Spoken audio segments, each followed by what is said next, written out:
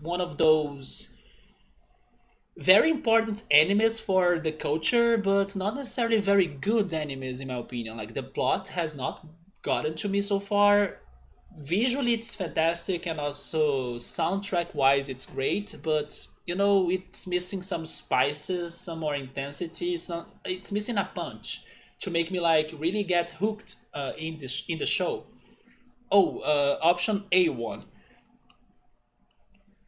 So yeah, those are the three new animes I have been checking out lately. Food Wars, I guess, will not go back to it since X5 told me that it might not change, so I may not be continuing it. Oh my god. I mean, maybe that's good. Like, if the cat doesn't want to play with us, we are safe anyway, right? And we tried, so. Oh, it's the bakery again.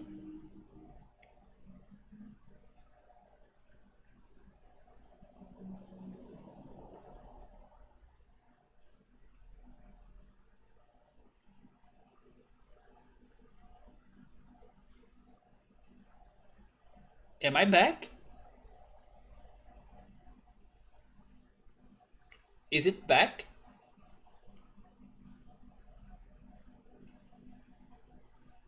What happened, I think, was my computer. My computer was working too much. Oh, it's back. There we go. Yeah, it was not a disconnection per se. Probably the stream froze, but it was because of my computer. My computer was working too much, and then OBS got very slow. But there we go. So did you guys get the results of the cat? Yeah, the cat ignored us. And then we found the bakery. We have been to this bakery last time. Inside of it there was a cookie. And then we decided to not eat the cookie because I felt it was very weird or strange as the bakery was empty. So what if it were a poisonous cookie, you know? And then I was like, it's not worth for us to be risking our lives thanks to a cookie. But then today is a new day, the chat is different, so let's see what you guys want to do, what you guys think. If we should enter the bakery, if we should ignore it, in case there will be a cookie, or maybe pizza, or maybe pies, or maybe cakes, or maybe, I don't know, something else. And because of that mistake, a person died and Baldwin got really distressed for being the one firing the gun. Yeah, and then isn't it crazy how because like even if the gun had a real ammo on inside of it, isn't it crazy how like accidents can be this brutal of like when he shot the gun he was actually pointing to the person. Don't you think that the chances of like him missing a target could have been way greater or like bigger than him hitting somebody in the staff? I was thinking about that right now. Like the odds are so brutal, right? And then it still kind of happened. It's very sad because of that. I mean, if he was somewhat pointing the gun to another actor or actress, then it kind of made sense to me because, like, yeah, it's like a scene, so they are interacting, and then as it's Western. But no, somebody that was kind of, you know, off the scene got hit by it. We got 2 and 2.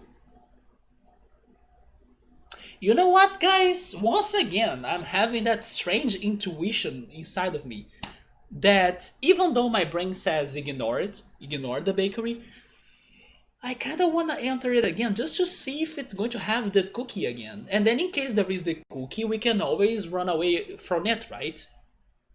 I do vote on entering the bakery to see if something has changed. And then, like I said, it's empty. Like, the bakery has nobody. No, the cookie is back here. Okay, so here comes the poll again. In my opinion, I will stick to the previous thought of last week. We should not risk our lives for a cookie. But then again, it's the chat's decision. Maybe people are hungry in here, maybe people are cookie fanatics. Maybe it is a special version edition cookie or something like that. Like the best Oreos you can have in your life. Probably he. Oh, Subaru thinks he was like playing with the gun. Like he probably shot it in a game, or like he was just playing with the gun, and then that what happened. He was not really scoring the movie at that time. They were not really recording it. It was just a break time that people were having fun together. That's true, right? I was not thinking like that. And then the person that got shot was closer to him during the break. He was probably doing a scene, and then since he maybe doesn't use guns, the bullet went flying in another direction and hit the photograph director. Yeah, but then when he was not in a scene, I was thinking that the odds for him to be hitting somebody was kind of, um, kind of low if you think about 360 degrees. Because for you to hit somebody, it is a very specific and tiny or short angle, in my opinion. Okay, we decided to leave the cookie behind. That's good. Oh, here we go. We kind of found our path or our way back to the wasteland. This is where I think we got the farthest ahead last time. Uh, Let me do the poll again though, because maybe there is something else that could be happening if we prepare. I have the feeling we tried this prepare before, but I don't remember what happened out of it, so... Yeah, we found the wasteland again, and actually I gotta say, this happened faster than what I was expecting. Maybe it's because of our experience throughout the options so far, even though there were a couple new ones for sure. No dirt this time, please. If you think you have a gun with blank ammo, you wouldn't be careful. I understand, Saber, but still, don't you think that probability-wise, it's still quite shocking that the person was really, win the target to get hit? I don't know. I just unless he was really playing of like, give me order of money, like showing off and then pointing the gun. Otherwise, I don't know. I just think the odds of that happening are quite low, and it's a tragedy that it happened. So in here, yes, we are going to the wasteland. Prepare your umbrellas, because in the wasteland it rains. There we go. Speaking of the umbrellas though, but I gotta say that last time we went for the wellies, and then that was another English word that I learned. And the wellies were safe. Not sure if the umbrella is safe, especially if it is the umbrella corporation, then you kind of avoid that, or you kind of need to avoid that with all of your might. But in here, during the storm, maybe having an umbrella is not safe. Here's why. If it is very windy, the umbrella will break at the first breeze. And maybe the umbrella can be a lightning rod. So, maybe going for the wellies, which is like rubber boots. Rubber can isolate electricity, so sounds like a good plan. Just saying, chat. You have never heard of wellies before, Electro? I Google it, and then they are like rubber boots. So we can walk on mud, right? Shooting a bullet to the air and then the bullet falling down and... No, no, no, no, no. Are you kidding me, X5? That's a thing? Like the bullets coming down as gravity or something and then hitting somebody? That's nonsense. That's too crazy. One of the people that got hit was a director of the movie. It was not only the art or the photography woman. There was also another person. Oh, maybe you have heard of it? You guys voted for the wellies. There we go. This is safe. Especially because there is lightning. Yeah, now there is also rain and lightning. A crow. We can talk to the crow. Like, why would we talk to the crow? And then there is a stone. I have the feeling it's like throwing a stone at the crow. Or like getting the stone from the crow. It can't be, right? Even though crows are well known for being like robbers or like they steal shiny objects from people, they are kind of attracted, at least in urban legends or like in culture. Crows are somewhat fans of shiny things, like shiny stones even. And then maybe we could be getting a stone the crow has, but in this context, I believe it's not that. It's probably throwing a stone in the crow. But then talking to the crow, like,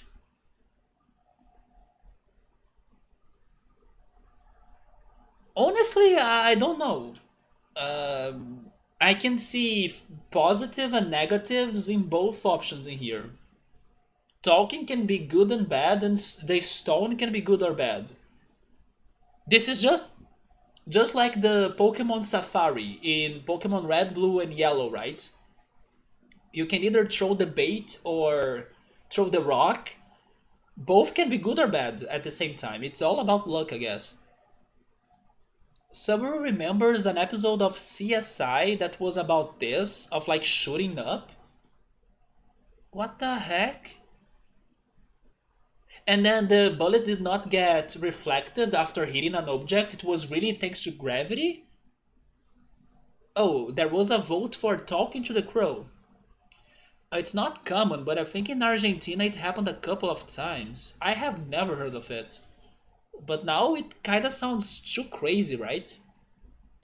I mean, in Brazil there are many cases of, let's say, I don't know how to translate this, but um, I will say it like lost bullets. It's pretty much bullets that are shot and they hit, passerbys and people that have nothing to do with that bullet. They are kind of like lost bullets in Brazil. But then shooting bullets to the air and then they coming back from the air to hit somebody, that's mind blowing to me. So we are talking to the crow. I don't know about this. Caw!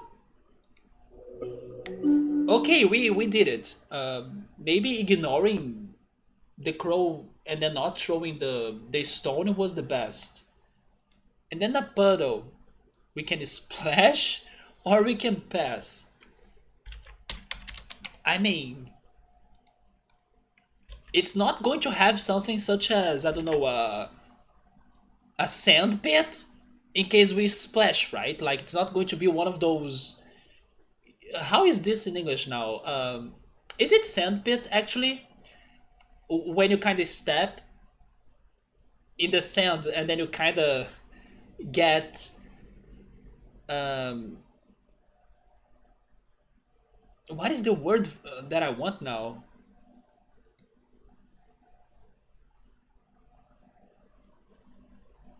You kind of keep on going down because you get stuck. There we go. You get stuck in sand. It's like a sand pit, right? A quicksand, maybe. Yeah, there we go. A quicksand. There's nothing like that in here, right? Especially in a storm.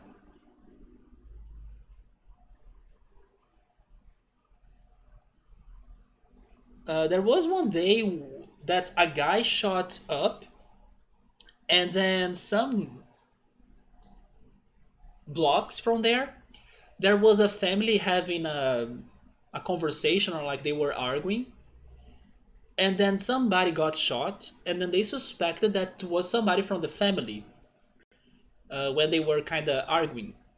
But then the policeman, they identified that the angle was not from somebody that was in the middle of that talk. And then that's how they figured the shot came from up, and then it happened blocks from there. In Spanish, I think we call them arenas movedizas. In Portuguese, it is like areia movediça. Yeah, it's like, if I try translating that to English, maybe moving sands, because movediça is not a common word for any other context, right? But then it's quicksand. So there are warnings during the New Year's to not to shoot guns into the air during New Year's Eve. Yeah, this is the first time I'm getting to know about this. You know something else about, let's say, shooting things to the air and also the New Year's Eve? I'm still surprised how I still don't see a lot of effort for people to kind of stop shooting fireworks that are very loud during such celebrations, because the animals, like the dogs, there are dogs that have heart attacks when they hear those fireworks. I'm still surprised how I still don't see enough people dealing with that subject. I do think that there are a couple countries that are making those to be forbidden. Probably countries such as Norway or like New Zealand, they are very, let's say, ahead on ideas in comparison to some other countries. But yeah, it's something that I see happening a lot, and then I see nobody really doing something about it.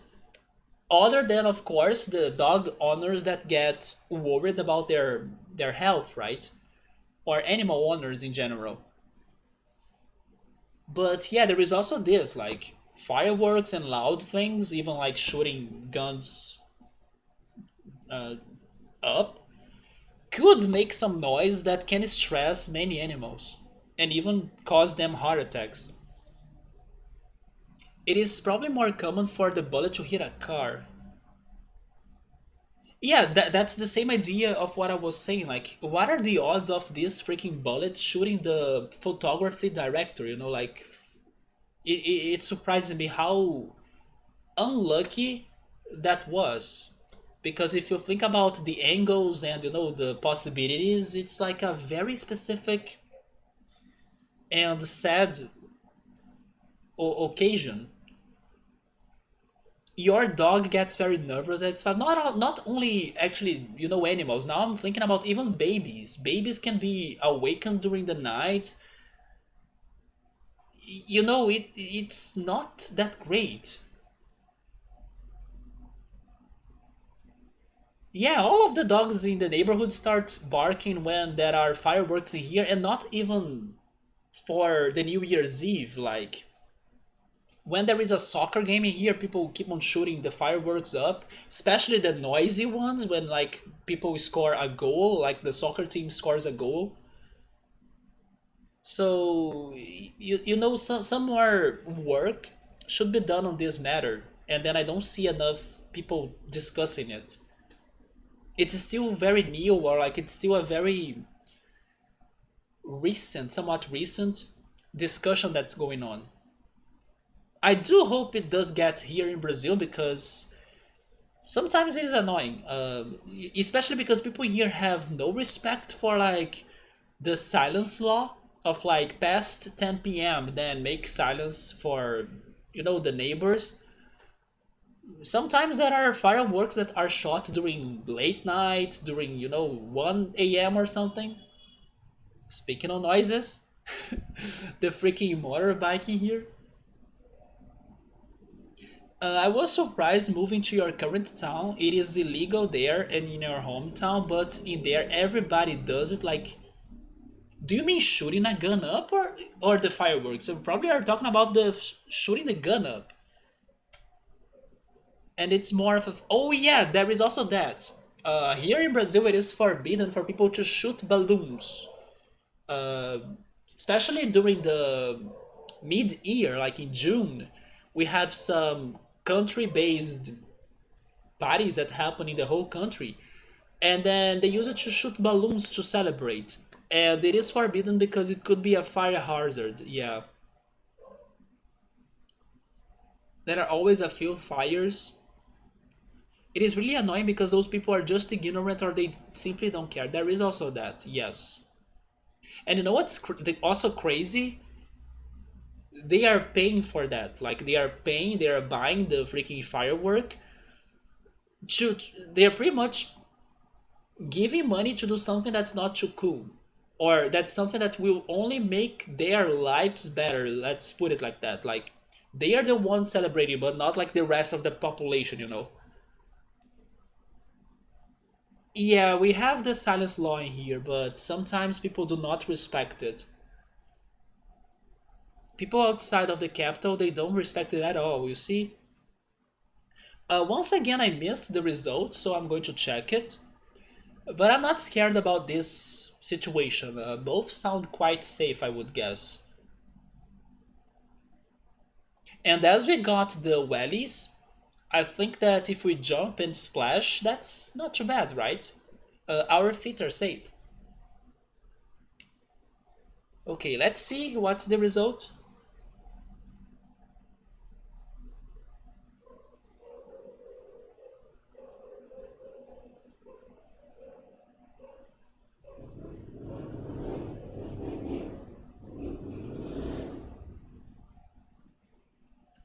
That's probably somebody delivering food.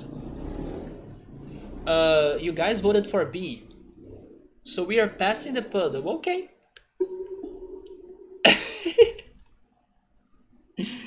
Yeah, that was a smart decision. Like maybe could get sick, right?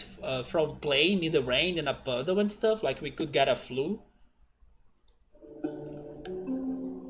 And then we have mud. What is Wade again? I think we saw this before, but I forgot. This game is a whole English course. Oh, I remember now. Wade is like to walk through it, but with like only a little bit of your legs covered on that liquid, or in this case on that mud, right? That's wading. It's like to get through something, but not the whole body, or like not your whole body is covered by that something. You see, I did learn that lesson last time, but the wade option was for crossing a river, not really mud. Now this is new.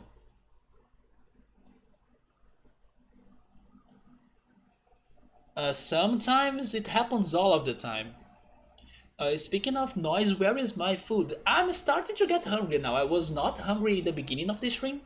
Now I'm getting a little bit hungry. I think we did choose Wade, but we chose Wade for another situation, not for the mud.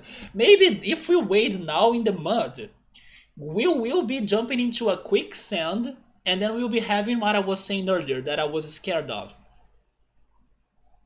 That's the thing, we'll get stuck. And then we'll become skeletons in the mud. That's the end of us. But we did choose Wade for the river option.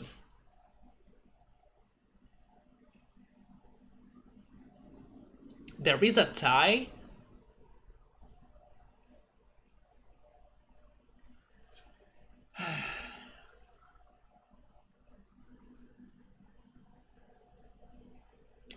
I wanna jump.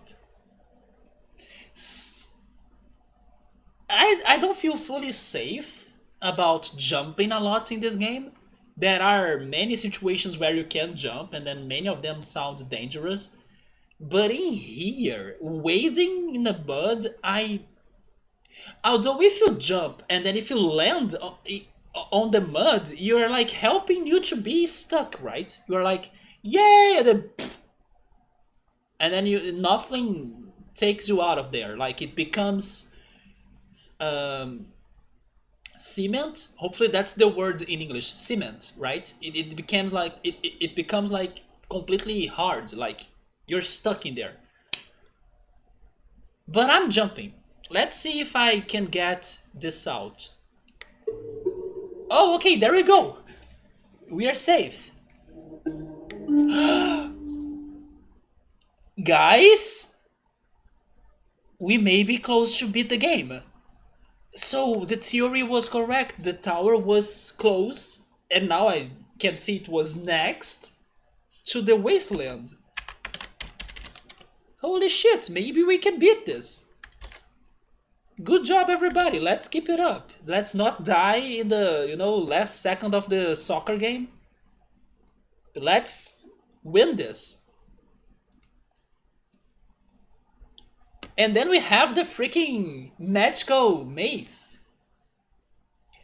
And thank goodness it is magical, because if it were a regular maze, it would be no threat to a warlock, right? Like, who would win in a duel? Of course, the warlock with his magic. So as we also got magic, I feel safer about this. Yeah, the game is only a single word game. It doesn't give you the whole situation. Yeah, that's why we gotta be creative and study the possibilities. And to me, jumping sounded better. And then thank goodness we were safe. But then in here we can approach or look. Both sound safe. Yeah, both sound safe in my opinion. I think that looking at it sounds a lot like examining. It's another type. Yes, I will look. Unless the warlock knows or notices us, and then that could be a deal. But I have the feeling this is okay. It's probably going to give us something like tall. The tower is tall. You see, there we go, safe, and then we are back, right? Now we are approaching. No, just in case. Now we are approaching.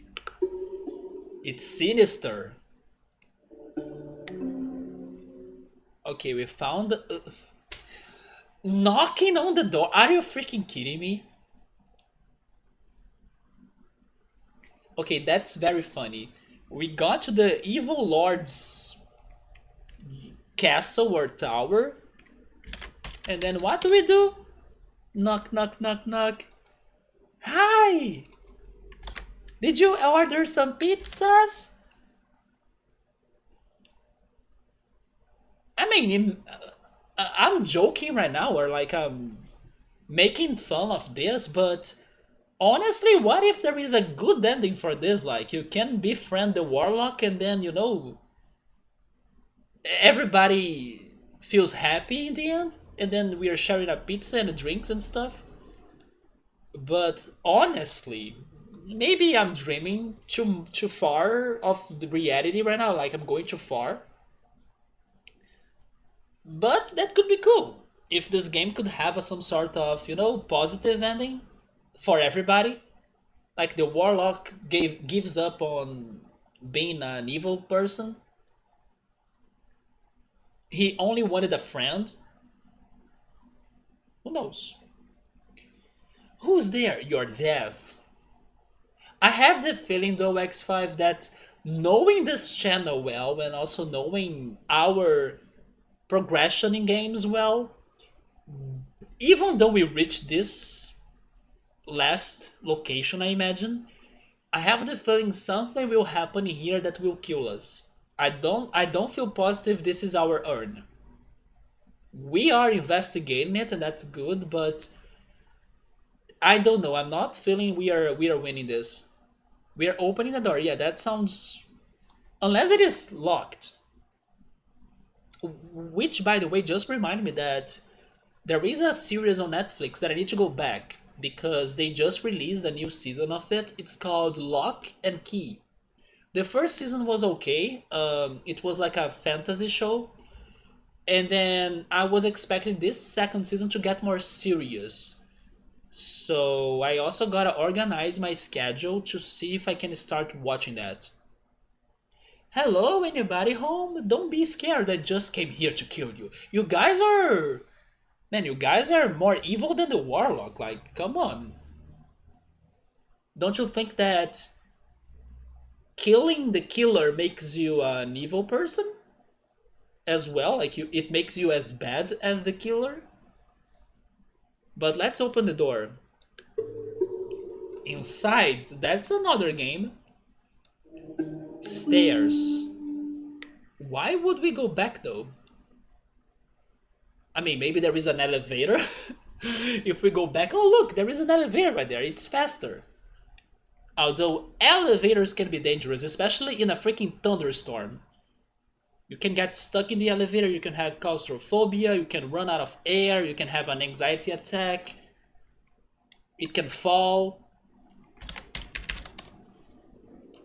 Stairs are safer, even though they may make us tired. I mean, stairs are safer if there is nobody to pull you down the stairs, right? And then that can be a weapon. Especially a weapon in very, or maybe I should say a weapon in many of the Brazilian soap operas. Every Brazilian soap opera that like has a good villain, the villain will pull somebody down the stairs. That's like a trademark. It makes us worse than the killer because we have no pity for people. Back to where? Outside? I don't know. Back to the door?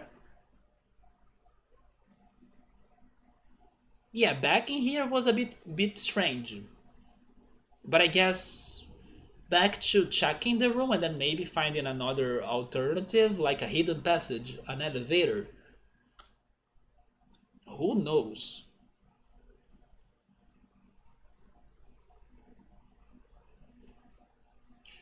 In case we do beat this quest, by the way, I think we should start the next game, right? Maybe we could go back to this later, maybe in a Victory Riot stream of this game or something to try getting the rest of the options. But in case we do finish this quest, I think we should check the other modes of this game instead of going just directly to the rest of the options we are missing. It's dark. I mean, it's been dark since we entered. In the back of the stairs? In the back of the stairs? No. But then they are continuing this idea of like, you can still return. Do you want to return? Like, they are giving us the option to go down. Well, why would we go down if you're already here? They are probably going to say you are a coward again. Do you think these stairs are a trap? Unless it is the Mario 64 stairs, right? The one that it's the last one for you to reach Bowser, but if you don't have enough Tower Stars, you are trapped there forever.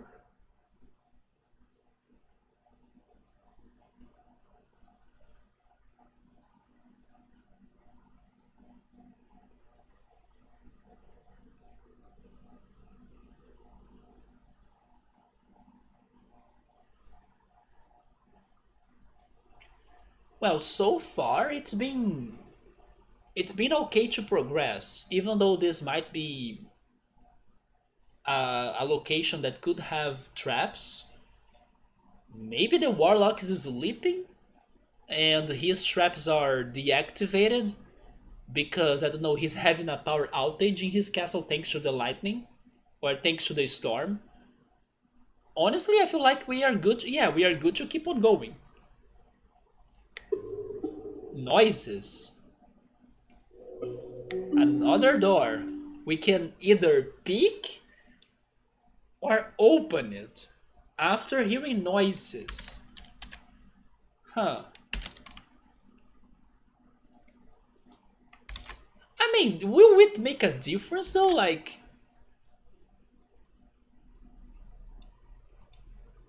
we are not coming back or like we are not returning, so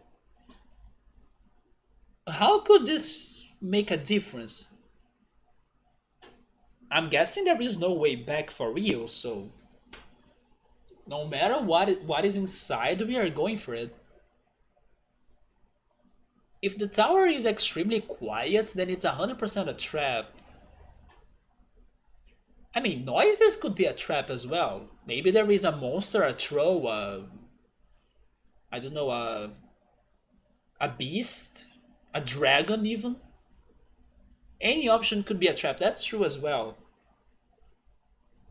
And then being stealthy is optional. I think so. Can we take a quick look and then peek and then strategize? Yeah. But no matter what, we are jumping in. Like, we are going for it.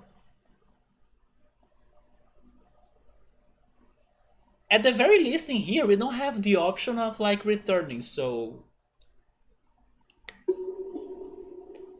Oh, it's him!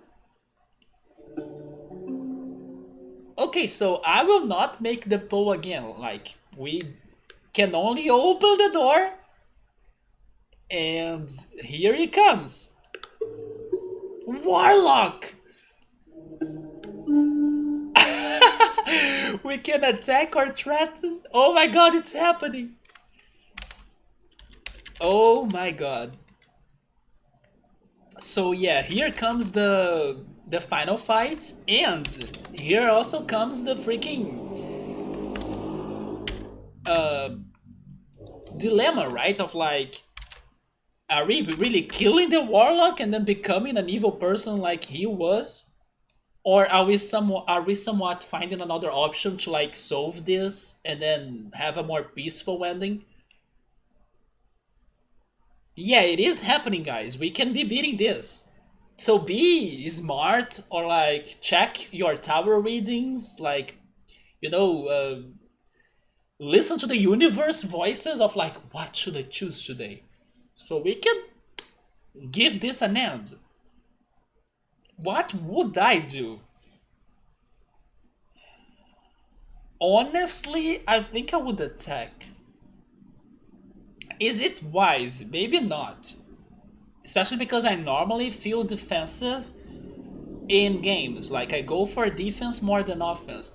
But in this situation, I don't have a strategy. I feel like I feel powerless. So like, I gotta do it quick before he has time to recover, react, and attack first, and then I'm dead.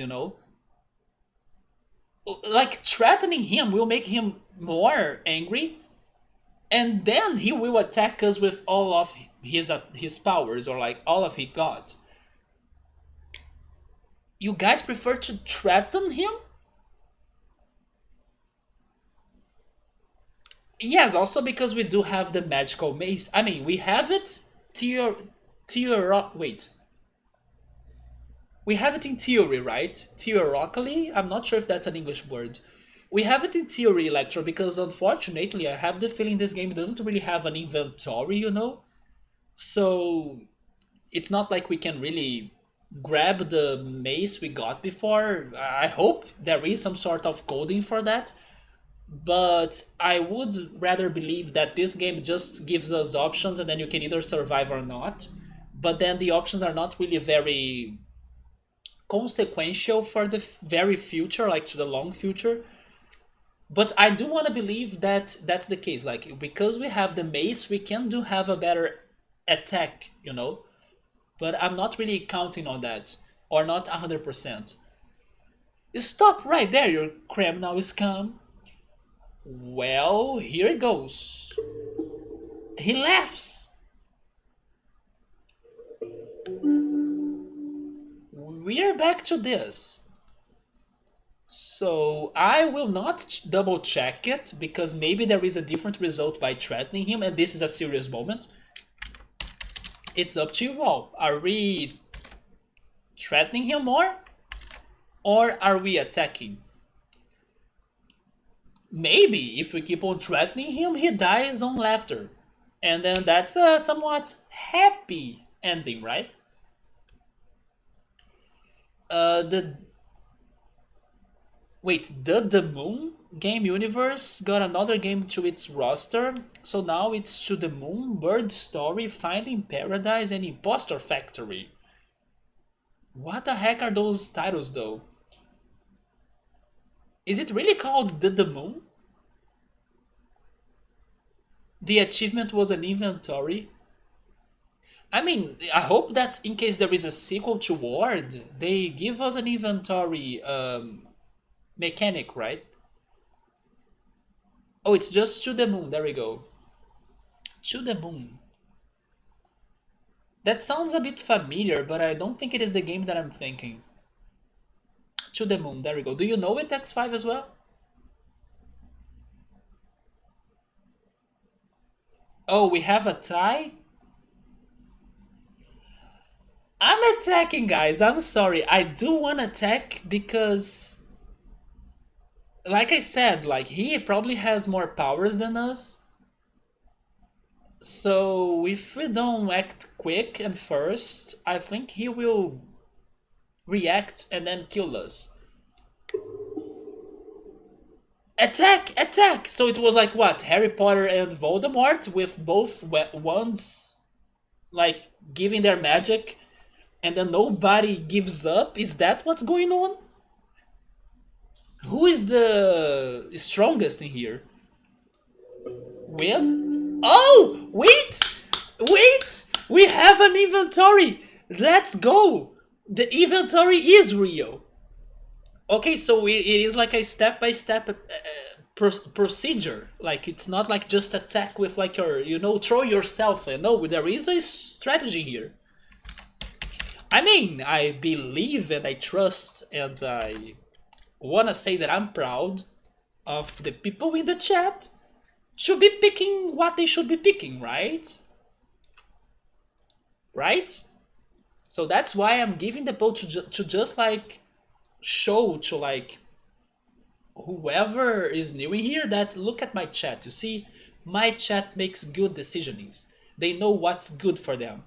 So that's why I'm making this vote. It's like the proof on paper that like this is a proper chat. This is what they should be doing, and it's an example of like, good people right there. That's the only reason why this poll is happening for this one pick. Because otherwise, come on, we know what we should be doing, right? People in here are supporters of the urn, I guess. It is a classic indie game. Let me Google it. I know a game that has moon on its title, but I don't think it is the same that I'm thinking. Especially because you are saying it has many sequels. It's not the one that I'm thinking. Okay, there we go. You see, the chatting here is smart, it's good, and they know what's the best for us. Um, to the moon.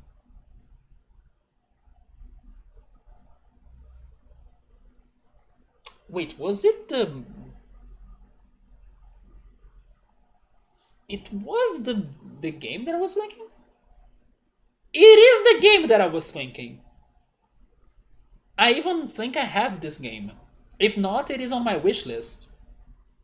So this game has 4 games in total, like the series.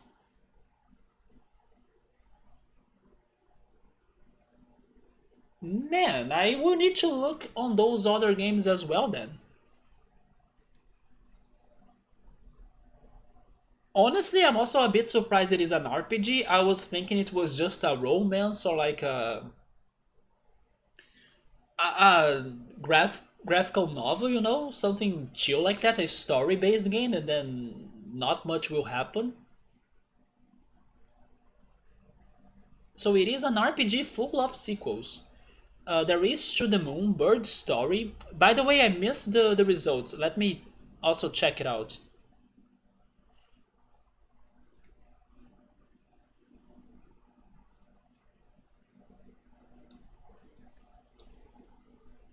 To the Moon, Bird Story, that makes a connection between To the Moon and Finding Paradise, and then now we have Imposter Factory, and they are all very emotional games. X5 is voting for Political Weapon. Bonk his head. Yeah, the last one was released recently.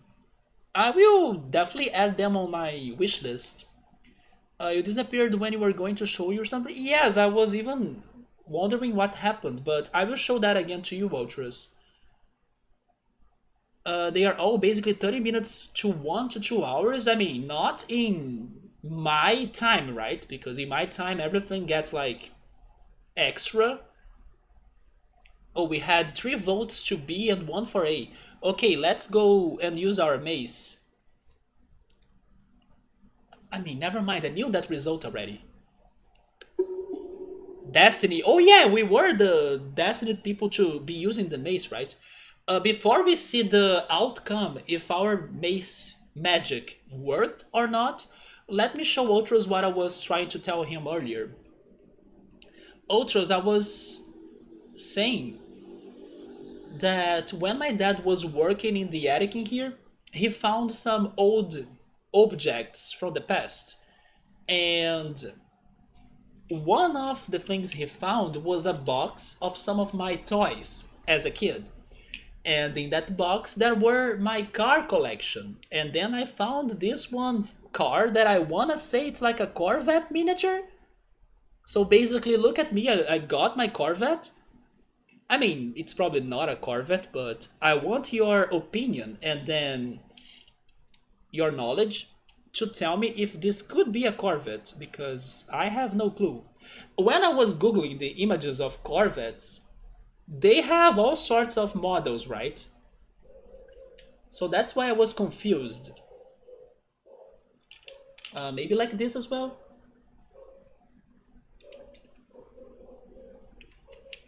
You can even open the door.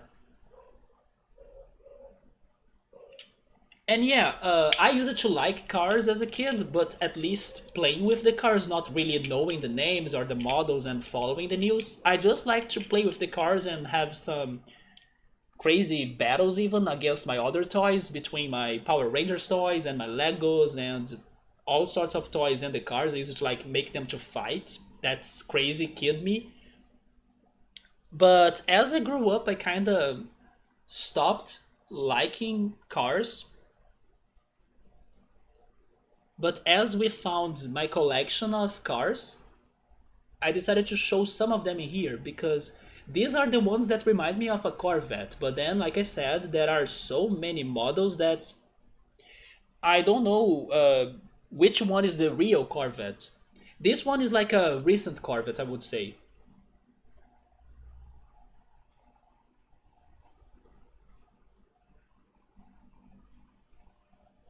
Just like eating seafood, this is one of the things that happened to me as a kid, but I kind of grew older and it stopped from happening in my life.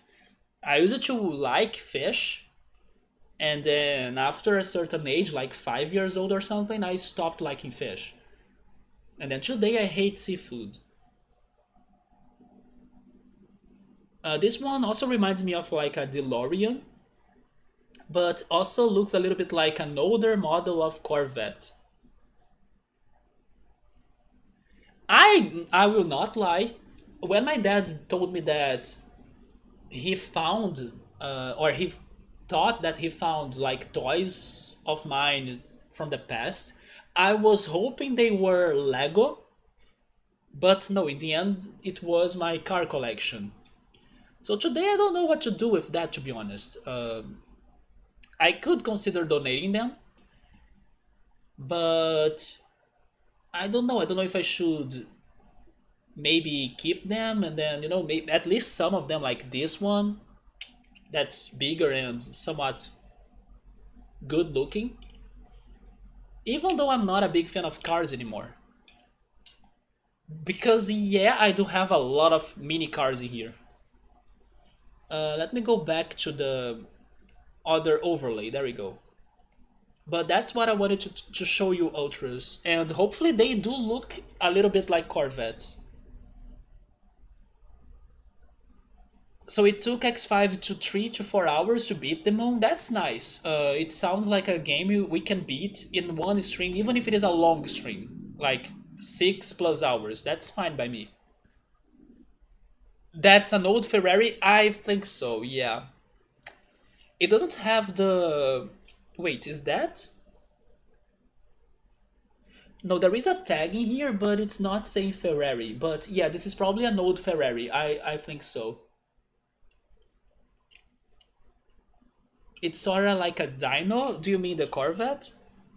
Somebody's asking about the front symbol. Yeah, it's not. I think it's a generic symbol, it's not really a Ferrari right there, that yellow tag. Especially because if it were a Ferrari, then this would be an official product, and then that could have been way expensive, right? Let me look at the picture.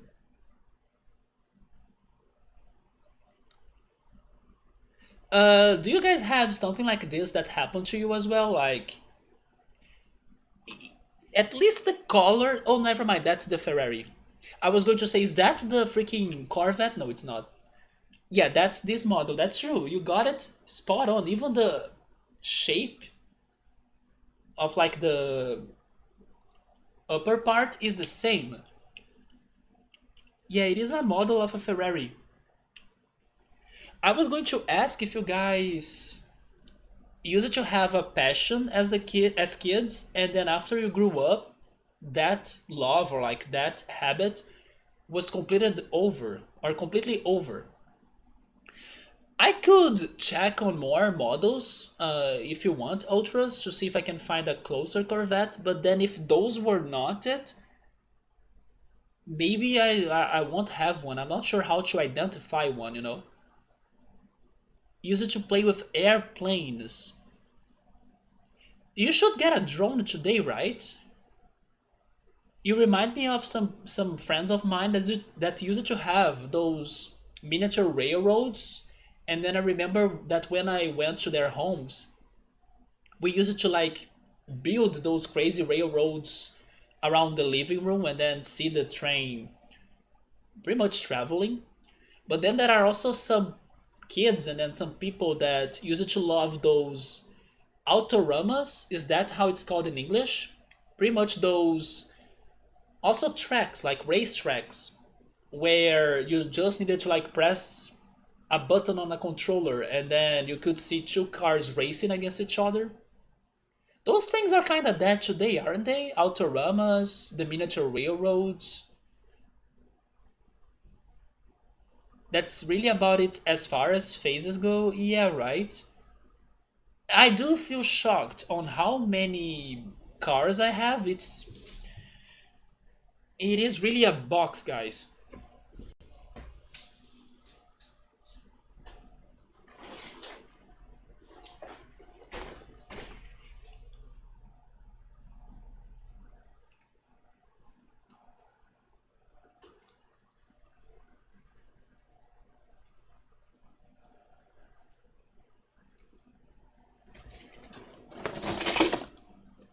Look at that. By the way, that other box inside of it is the box for the mushroom.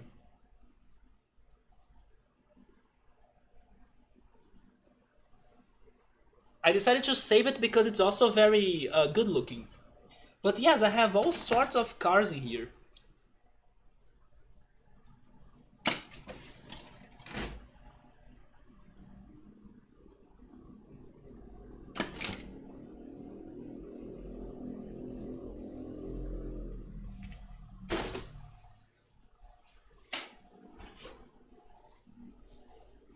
But then today's me is another person, right? It's not a cars aficionado at all.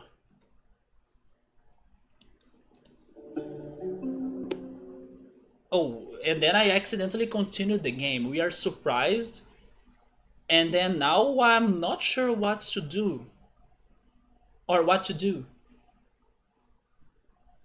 Electro wanted to study bugs when he was in primary school.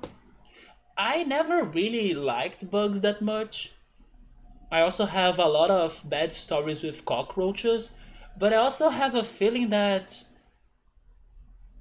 dealing with bugs is something very cultural, even. Like, I have seen many people from other countries not caring cockroaches that much like people here in Brazil care, or like I would say that the amount of people that are scared of roaches here in Brazil is kind of greater than in other countries, like in the US even.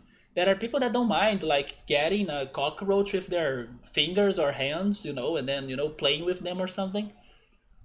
To me, that sounds completely gross. But I think it's a bit cultural as well.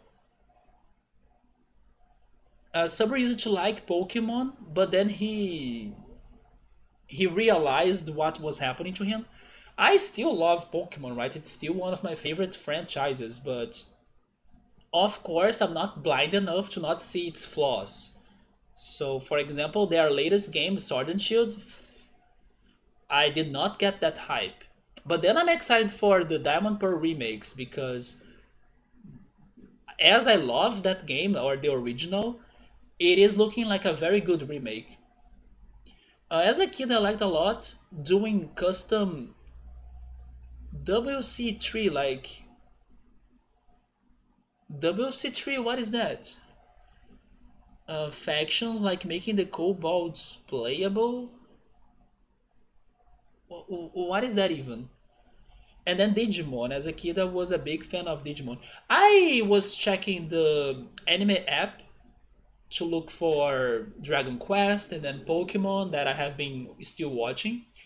And then I can't stop to notice that the current or the newest Digimon anime season, Digimon Ghost Story or something, they are dropping more and more episodes. I wonder if somebody has been watching them or giving them a shot. Besides just watching the opening, right? We were talking about the opening of the show some weeks ago. Now I saw on the app that they have 3 episodes out. And then Ultra is used to catch and keep spiders, man. I think Nubble has a scorpion body today. Like he was saying that he has a scorpion body or shell in his house. I was like, seriously? The bigger the better. I kind of, let's say, got more used to spiders after living in my apartment because my apartment gets many of them. But thankfully, they are only like tiny and regular and casual spiders. It's nothing like super scary, and then I can easily kind of kill them by using the vacuum cleaner. But I don't get too scared if I see a spider anymore because I got very used to them. But still today I don't like roaches. Like I had situations in my life where roaches were walking in my body more than once. So it's not good. But I'm also dealing better with them today. I could even not feel well to like kill them myself. I would like ask for somebody to get rid of them for me. But today I can see myself kind of doing something, even though it could be taking some time. Actually, one of these days here in my hometown, I met a bug that scared me for years. But it scared me for years thanks to its image, not really because I saw it in real life before. It is like a centipede. Yeah, there is a difference between a centipede and a millipede in English, right? So I think it is a centipede. Um, there was this one biology book that I used to have as a kid, and then when we were studying the animals and species, there was the bug classes, right? And there was a picture of a centipede in there that I had to place a piece of paper on it, use duct tape to cover that image from my eyes because it was a nightmare fuel to me on how zoomed in and close and reddish and full of feet that centipede was, plus the antennas, right? Like the long antennas. It was a very disturbing centipede picture. And then I saw the animal some weeks ago in here, but of course in a very not microscopical, but like a tiny one, right? It was not as big as the freaking nightmare picture of my childhood. But then I did not know how to really kill or get rid of that bug, and then I had to call my father's help or like my parents. And what they said is that for you to really kill it, because also those centipedes can be kind of poisonous. So it's not really good for you to kill them like directly. The way they got rid of it was actually by dropping hot water or boiling water. And then we did it, and then we got rid of it safely. So that was a somewhat creative way of, getting rid of a bug. Ultras would catch big garden spiders. Thank goodness, if there were big spiders in my life, they were still somewhat, home looking, not like very thick or something. They were just, let's say, long legged spiders, but not really thick and scary. Oh, Warcraft 3, there we go. I only played Warcraft 2 up to this day. There is no atheist when the cockroach flies. Dude, I don't know if Gabriel is still here. Gabriel, one of these days you posted a cockroach or flying cockroach video on Discord. I was like, ugh.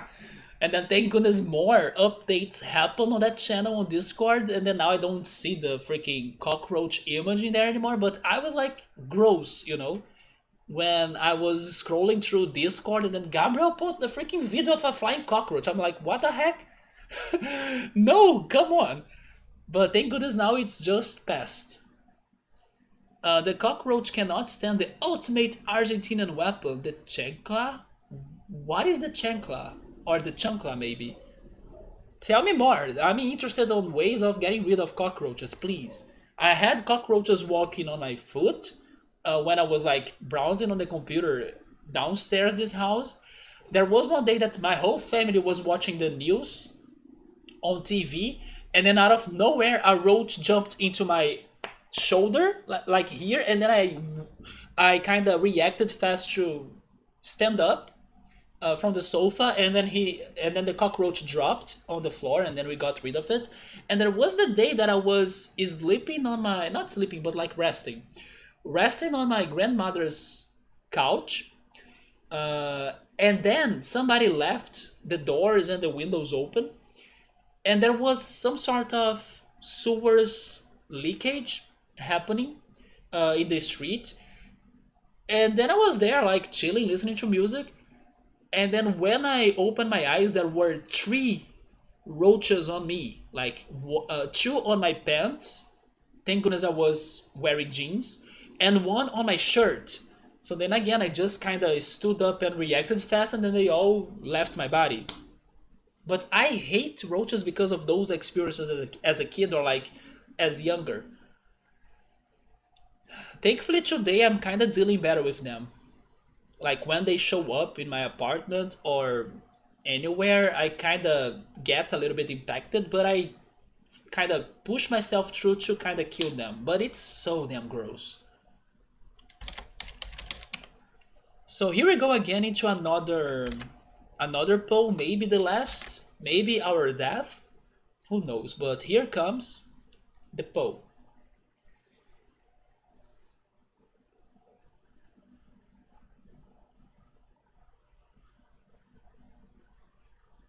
But then we are surprised because we had a tie between our weapons, I guess. Like I was saying earlier, that maybe we were equal to the warlock's magic or something. But then why my options are smash or slice? Oh wait, do you mean smashing the mace on the warlock or like slicing?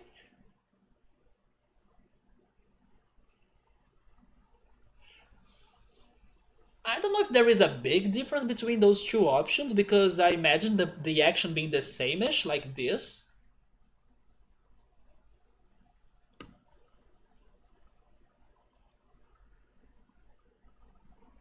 Yeah, there is a tie. I'm going to. Oh my god, you guys don't want to be responsible for the end of this, right? You want me to be the one. What am I doing?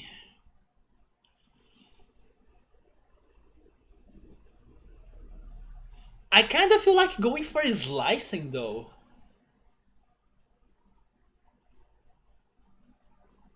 Just because it sounds deadlier. If we smash it, I don't know if he will still be alive. Maybe he will. But if we slice him, I think he will have serious damage, right? So, how do you slice with a mace? I mean, maybe it's one of the maces that Electro was showing us that has blades, you know? That's what I'm thinking. I'm slicing, guys. Hope for the best in here. Yeah, the mace, correct. Oh, he's reacting. Ah, look at that second option. Does it bring back some memories? Oh my god, yeah. This is now that moment that I was also talking about of like, what if there is a happy ending in here? Where we could all live peacefully without anybody dying and then we can befriend the warlock. I guess I had that prediction. Although it's not the right moment for that because there is a frost bolt coming into our direction. So, in case we kind of decide to hug the frost bolt, we'll become a, let's say, friendly statue, right? Frozen statue. That's not the moment. I can see the negotiation happening to like befriend the warlock and everything. But at the same time, the warlock was laughing at us, right? When we were trying to somewhat have a conversation. You know what? No, this is a trap. I mean, this is obvious a trap, but in general, befriending the warlock sounds like a very bad trap. Dodging sounds safe, like not only safe for the idea of dodging, but the way they are putting it in here, I believe it is an accurate dodge. Like you, we won't miss. Another tie, I'm dodging, of course. We are rolling like a barrel roll, and then it's another attacking option. We can stab or slash.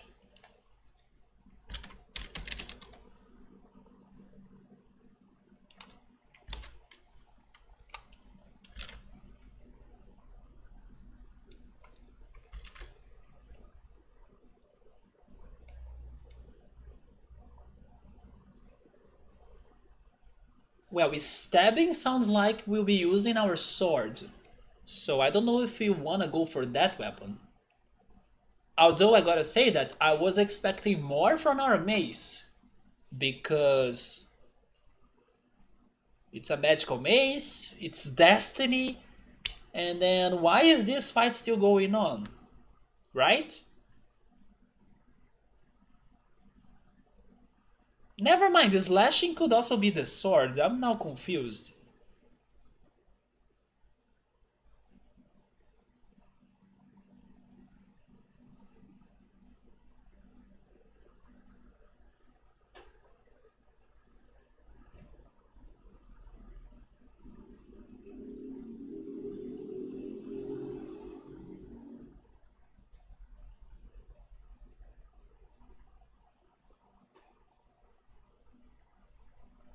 Another tie. Yeah, you guys are tying this every freaking round. Slash it with my cars. I think that cars are better to maybe stab it. Like you get some fast speed and then you know the car perforates the warlock's body.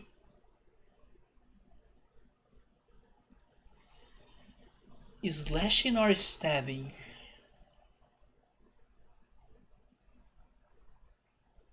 I will go to slash because I went for what was the verb?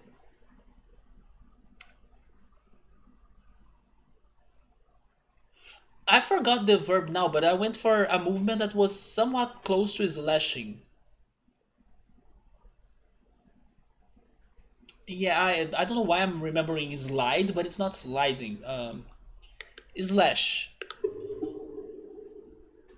I mean, the warlock got wounded?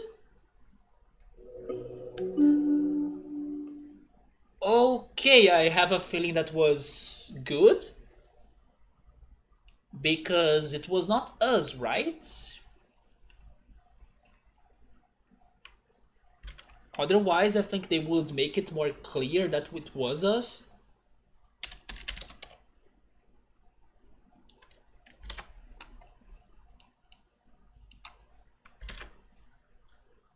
Slice. Yeah, not slide. Yeah, slice was the one that I went before, and then slicing and slashing sound very close to me.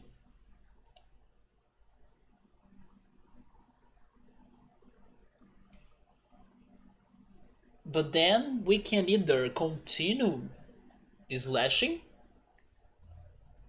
or make a change to stabbing.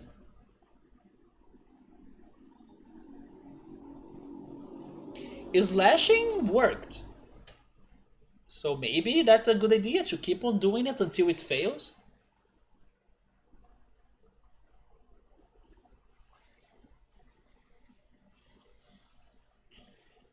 By the way, are you guys any excited for both the Steam Halloween sale or the PlayStation State of Play presentation we are having this week? I do want to check the Steam sale. I'm hoping it's going to be better than the current Epic Games one. The best deal I could find in the Epic Games sale right now was Hades. Another time, I'm going for Slash.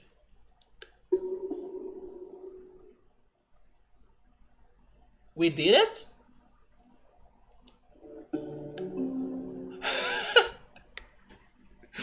We did it! We can even dance? I mean, this is a bit dark though, but sure, like every freaking RPG game that has like its own battles, you have some sort of a victory fanfare after the battle, so maybe that's this game's way of giving us that celebration. Although it's a bit disrespectful now that I'm thinking about it, but sure.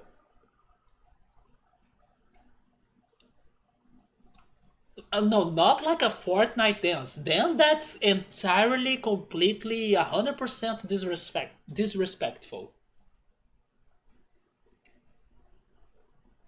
But like, I don't know, leaving, you know, sounds the correct thing to do. I don't know if we had a personal grudge on this warlock for us to be like dancing and throwing fireworks or like shooting up like we were talking earlier. Maybe just our job is complete, let's leave, let's forget about this, have a vacation. But hey, we did it. I cannot believe we did it in our first try in the tower though. You think that the second option looks bad to you? Do you think he will, I don't know, stand up again or get resurrected and then attack our backs? Wait, was there a oh, okay, there is a result. Nobody voted. Nobody voted. Do you guys want to go again? I will put it again.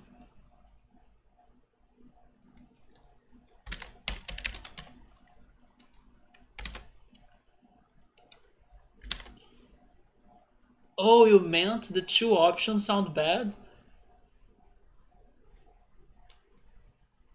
Well, at least, unless this game has some sort of crazy plot twist, which I'm not really expecting, I think we are safe.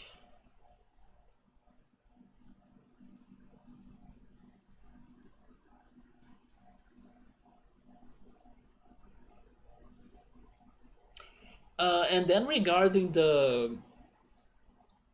I was like talking about the upcoming things this week. The Epic Games sale was a bit disappointing to me, even though there is that $10 coupon.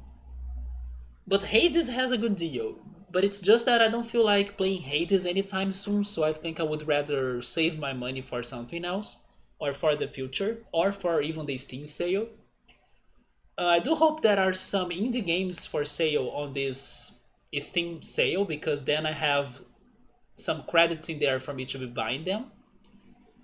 And regarding the state of play, I'm actually surprised that PlayStation is giving us another one, because it was not too long ago they gave us a state of play presentation, and it's another tie.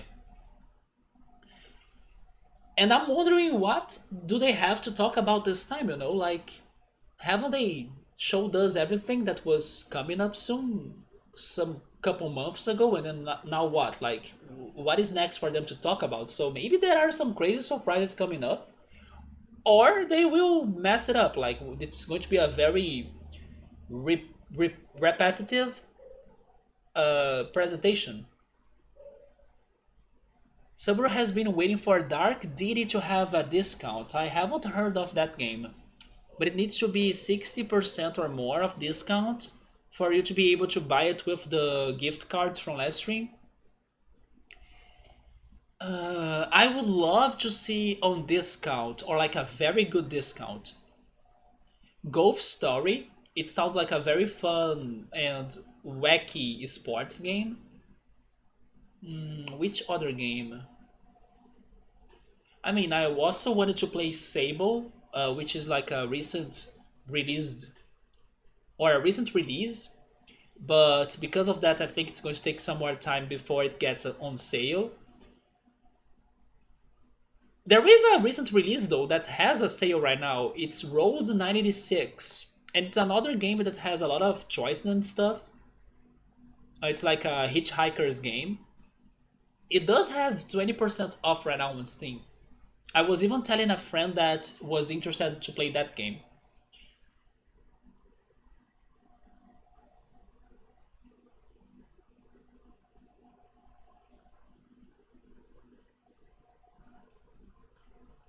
I mean, there are games in there that if they are getting on sale, they will not get a huge sale, right?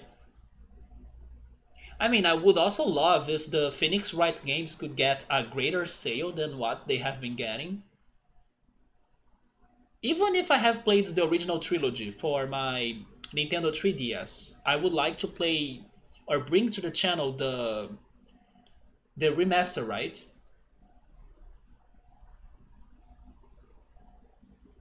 There is this indie game classic that's called Journey.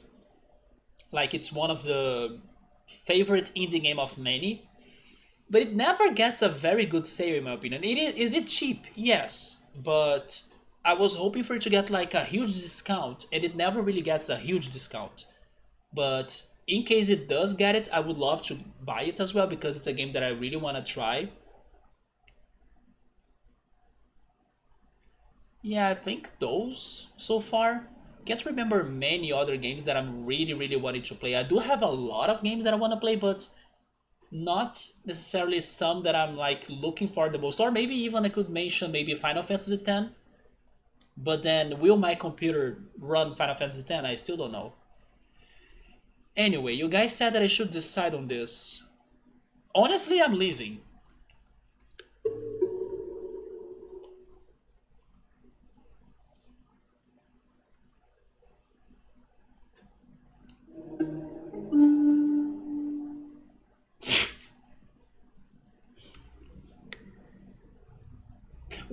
Well, at the very least,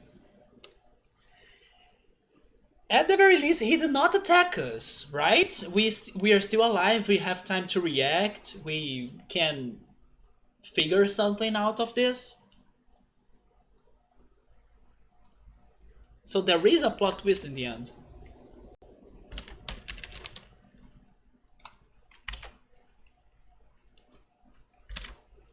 The one thing I want to see on the State of Play conference is more of the Harry Potter game. Probably that's the one game that I'm looking for. Wait a minute. Oh no. Yeah, there we go. There is more, right, Subaru? I just realized something.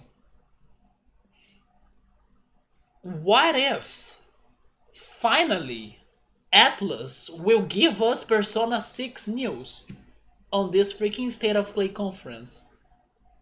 Especially because now their previous game, like Shin Megami Tensei 5 is finally out for the Switch, I believe. Not sure, but by the day it is already, I'm guessing it is like already out. Could they be releasing it and then is it going to be another exclusive game for PlayStation? Come on.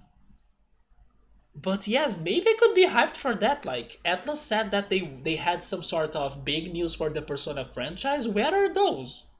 We are still waiting for them. You know what? I'm going to totally watch this State of Play conference, hoping now for some Persona news. Even though it sucks, it's going to be a PlayStation exclusive, probably. But I just want to see the game. Somebody saying that he thinks if I were dancing, I could be distracted and then it could have been worse. Or maybe it wouldn't matter. It wouldn't matter, right?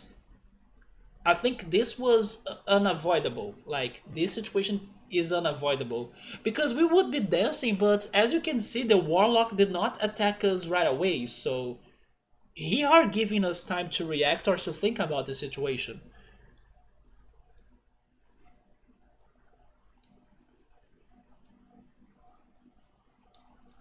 Okay, there goes the poll. What or how?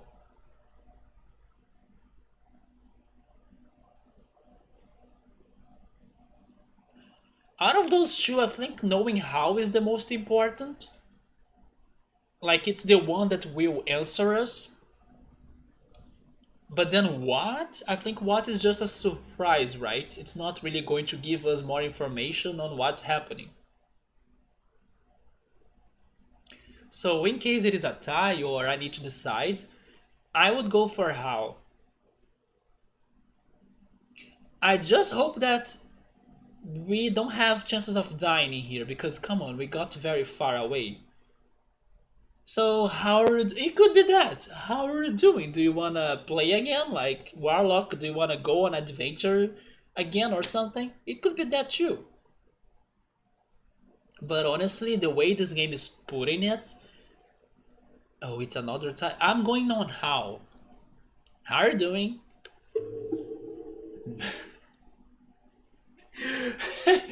I mean, can't say they are wrong or it doesn't make sense.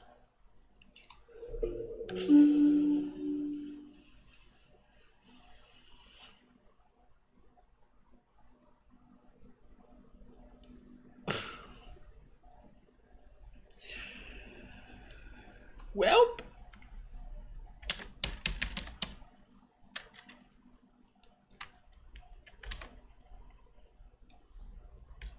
that's how it goes, guys.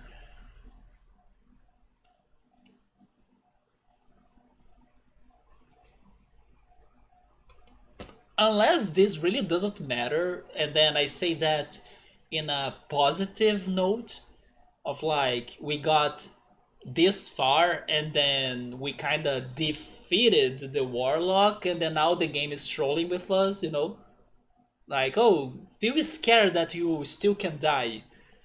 And then I won't even give you options or different options. I want to believe that's what's happening. Like, it is this game strolling with us and our feelings. It's not really like you have no escape and then you're dead. No, it's a prank, right? This is the game pranking with us with its good humor. Because I don't know, no matter what we do, we won. We can move on to the next mode, even though there is a fireball coming at us. You chose O. Yeah, I will choose O as well. I will choose O as well. But then it could be O O. O is fine, like O. Just like O. Wait, nobody voted. You can't decide, chat. You know what? This is a good moment for our reliable and trustworthy random number generator decision, right? So in this situation, let's put it to the universe.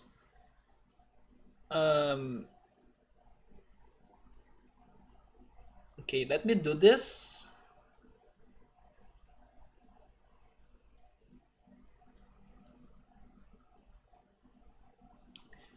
Okay.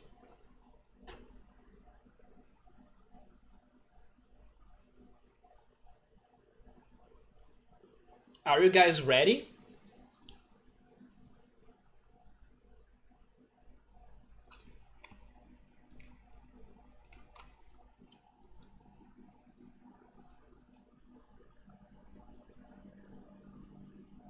Here it goes. Wait. One. Okay, so Destiny told us to pick the first O.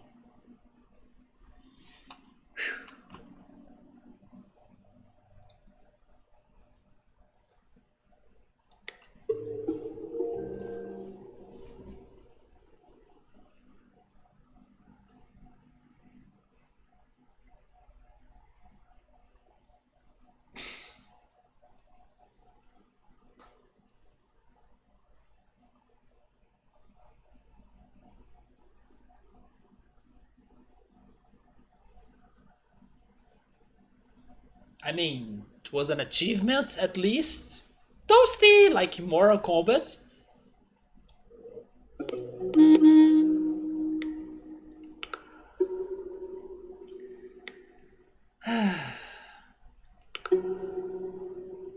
I was expecting more progression in here. Look at this bar.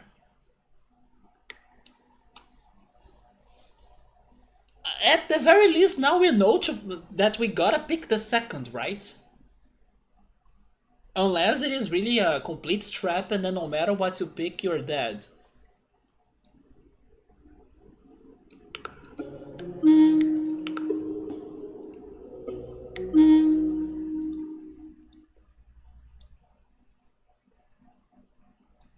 Well, in the end, we did learn a lot, so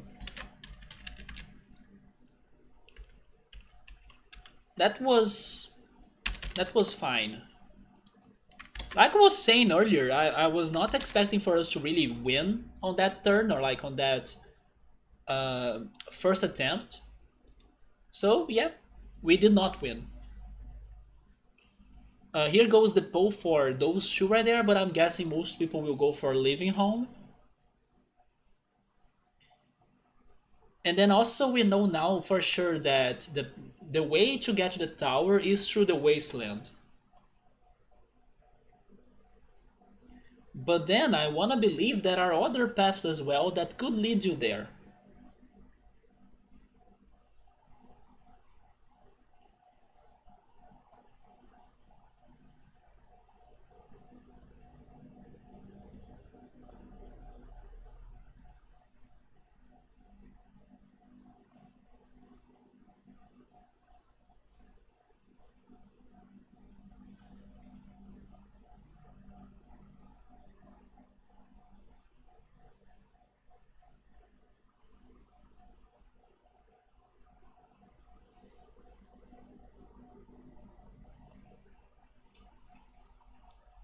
So it's a tie.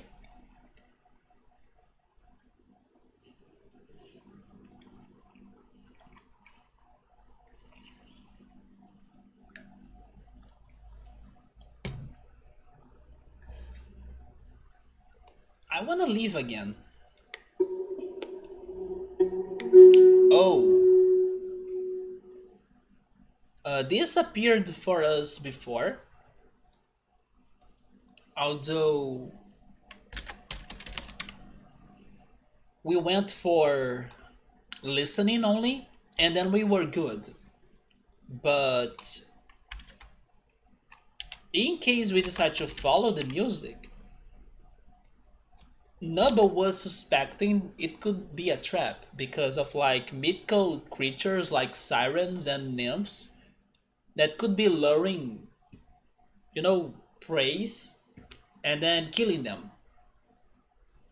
Will this game go that far? No idea, but as it has trolls and ogres and a warlock and magic, who knows? But then now I'm also wondering, do we need to get the freaking mace to kind of progress on the fight against the warlock, because as this run showed us, there is an inventory for sure here. So maybe maybe in case we proceed to the tower without stopping by the altar and then getting the mace, we might not have a chance. Actually, what if we need to find something else and then we need to collect both things and then we head to the tower, you know? Maybe that's why the game has so many options of like backtracking. What if somewhere in this game there is a shield, there is a defensive robe or something, or a cape? You guys want to go check the music this time? Okay, hopefully it's not a mythical creature. Enchanting.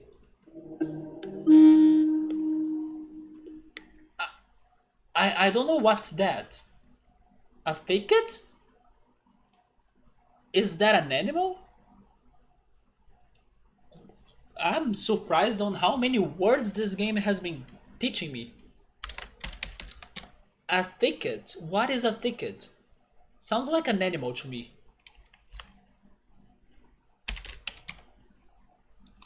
Or it could be a thick ticket, right? A thick cricket. A thicket. Is it a... If it is not an animal, I would guess it is a... It is clothing. That's my second guess. Like a scarf or something? What is a thicket? Oh, really? Okay, so thicket is like a... It's like... It's better with a picture, right? It's like... Not forest, but like, you know, it's a bunch of bushes and leaves and... A bunch of flora, basically. It is almost like a forest. A thicket, huh? I will write that one down.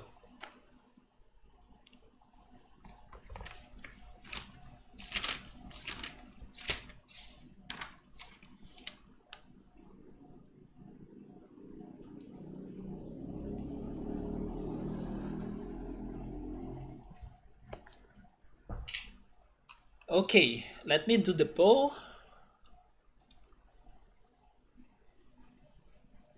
At the very least, the music was not deadly, so...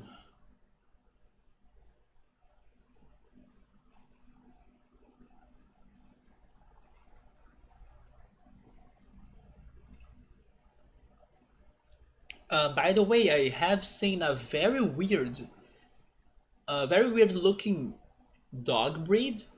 Let me get a picture and also remember his name.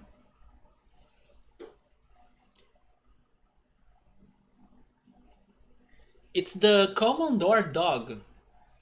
Have you guys ever heard of it?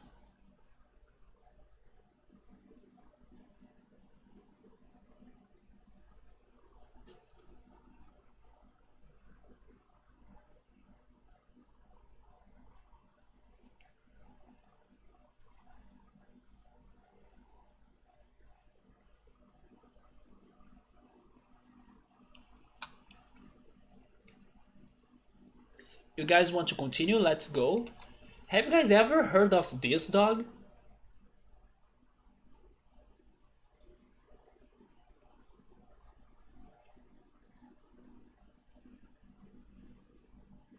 His fur is so weird. It's like a mop.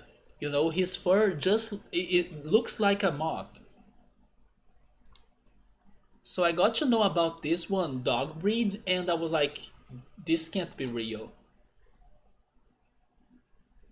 Man, look, look at him running though. Totally one of the weirdest dogs breeds I have seen. The common door.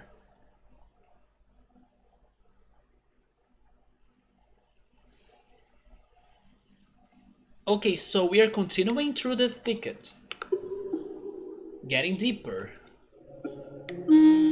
Oh, never mind. The music is coming from the thicket. Now I think this is a trap. And Nubble was correct.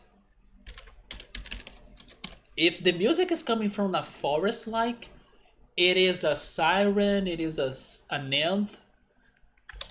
Nope. This is totally a trap.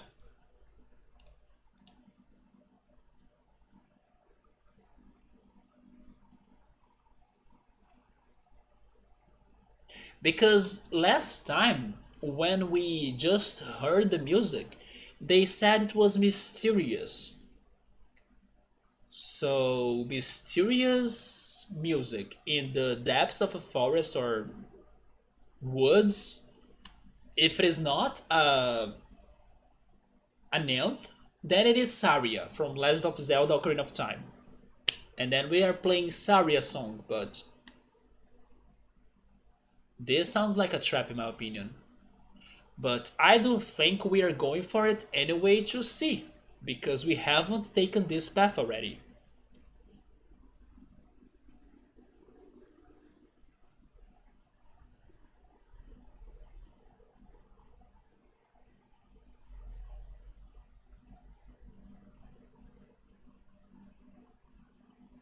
Like I imagined, we are going there no matter what, even though this is totally a trap. It's clearing. Never mind, it is a bard. When we were befriending the ogre, I was even thinking that we were a bard ourselves, right? Because we were like entertaining people, and then I think we had a moment that we could sing or something. I think that's how we befriend the ogre, by singing. So now actually there is a bard for real in the game. I don't think now that we are in danger anymore.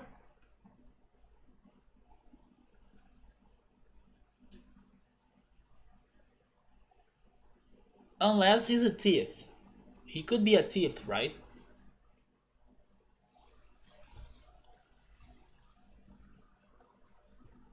But I don't think we are in danger.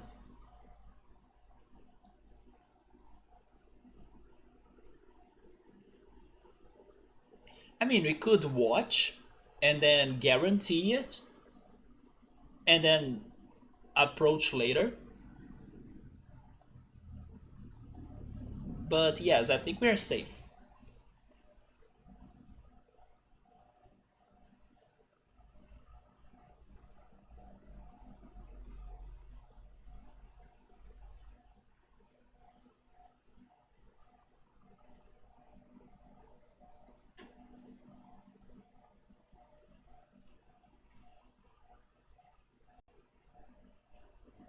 We are approaching, okay.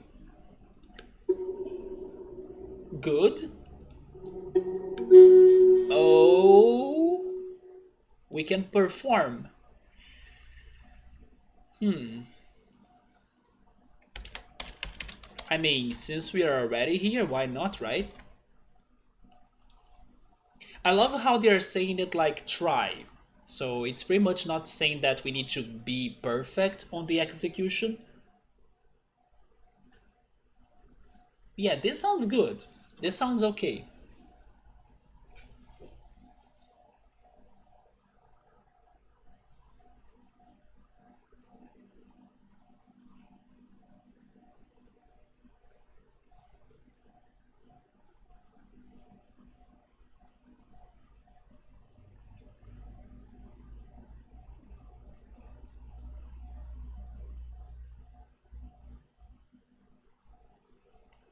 I mean, this sounds okay for not dying, but I kinda don't feel like we'll be doing a good job because we don't have fighting skills, we don't have juggler skills. So why would we have singing or musical skills, you know?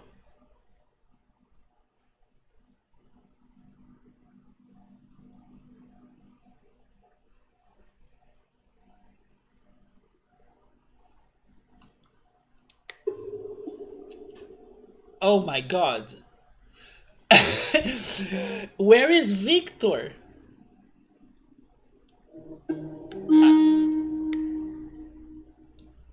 Okay, now this is Guitar Hero.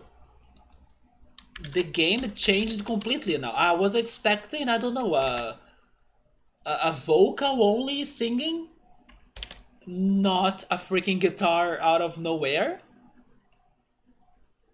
Although he's a bard, so of course he has instruments, right? We can play jazz or classical. Well, in here, guys, both sound hard to play, but classical with a guitar? How is that even? I know classical in piano, but jazz sounds safer, even though both are hard.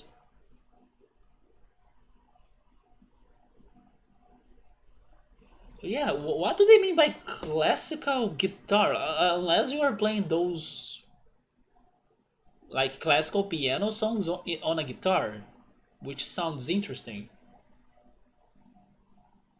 But I'm not used to that.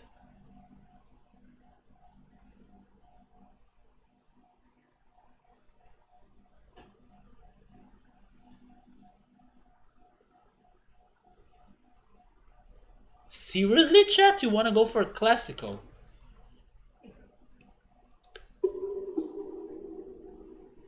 Maestro, we actually did it? That was an achievement. And then a lake? So that was fantastic. We are also musicians. Guitarists, pretty much.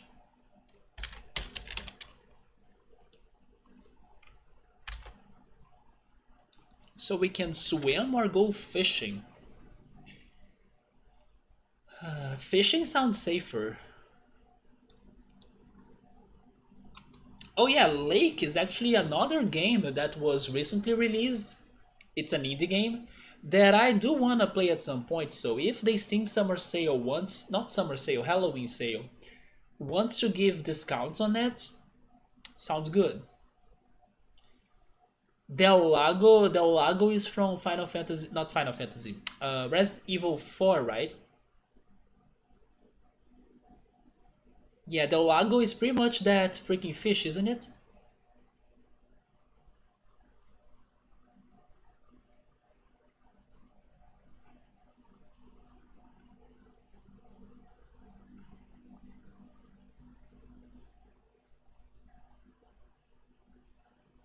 I have the feeling that if we go for swimming, it will say something of like, you do not know how to swim and then you're dead.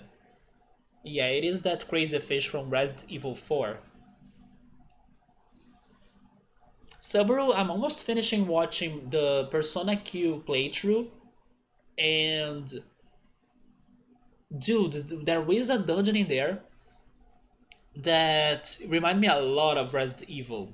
Not only because it had the creature in Resident Evil 8 that scared me the most, but also because the idea of that dungeon itself is a lot like Resident Evil. It's pretty much you are in a scary place with monsters chasing you, and you gotta solve puzzles, like real puzzles. Like out of the game's dungeons, that's the dungeon that has the craziest puzzles for you to be solving. It's the one that go like full on puzzles, you know. So it's like, man, this is like really Resident Evil. Like it's a tribute to Resident Evil that Persona is doing right here. And also because of the puzzles, it's why it's actually one of the hardest dungeons in the game, in my opinion. But now that I looked at it this way, comparing it with Resident Evil, not to mention that in the depths of the dungeon, it has a secret area as well that's like a lab.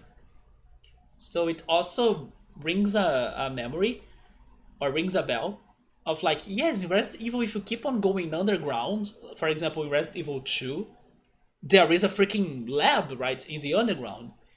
So, it was a freaking Resident Evil connection that I could make between Persona and Resident Evil in Persona Q. By the way, Resident Evil 4 VR was out these days. I saw the news, but at the same time, I did not see them. I just saw the headlines. I haven't stopped to really, watch the videos and read the things. Is there something that I should know about this VR remake? I have the feeling something was different, but I'm not sure what, and I'm not sure if there was really something different. There always must be a lab, right? Yeah. Has it been good? Like, has people or have people have been liking it? By the way, I kind of lost the result, but I think you said fishing, right? I will just confirm it.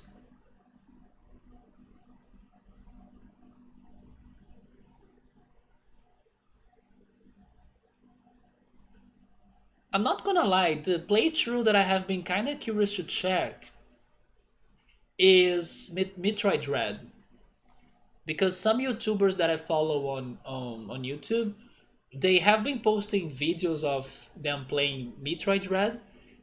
But at the same time, as I do at some point plan on playing Metroid myself, even though I kind of have already spoiled myself on Super Metroid, I'm like, stopping myself from checking this playthrough because maybe one day I can try the game myself. Who knows when, but someday for sure. But I have been a little bit curious to see more of the game.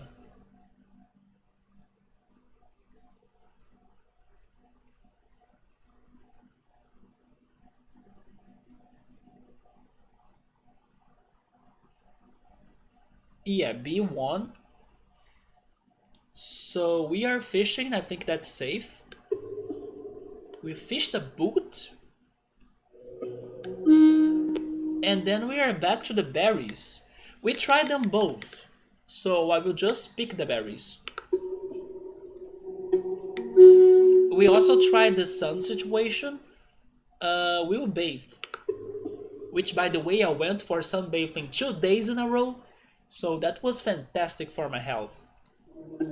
And then I'm hungry.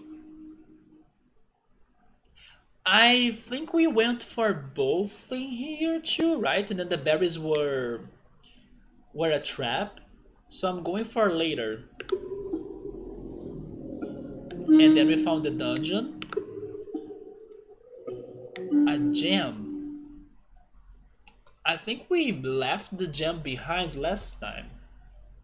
So I will create the poll for you all.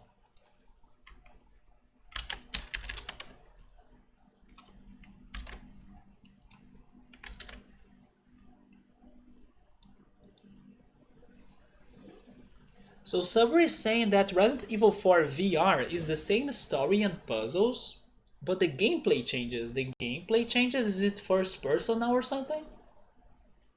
Yes, I had the feeling something changed, but I was not sure what was it. Oh, by the way, I think we haven't talked about the Animal Crossing Direct, right? Which I was amazed by it. Like, Animal Crossing is looking super fun. If you have a Switch, please get that game because it's looking awesome and it's so chill and it's such a relaxing game. So they are really working on the details and extras for this last free DLC and also the paid DLC they are going for as well. It was great to also watch people reacting to the direct, as most people were just like expecting the the coffee shop to be the new thing, not really more than that. They had their expectations low.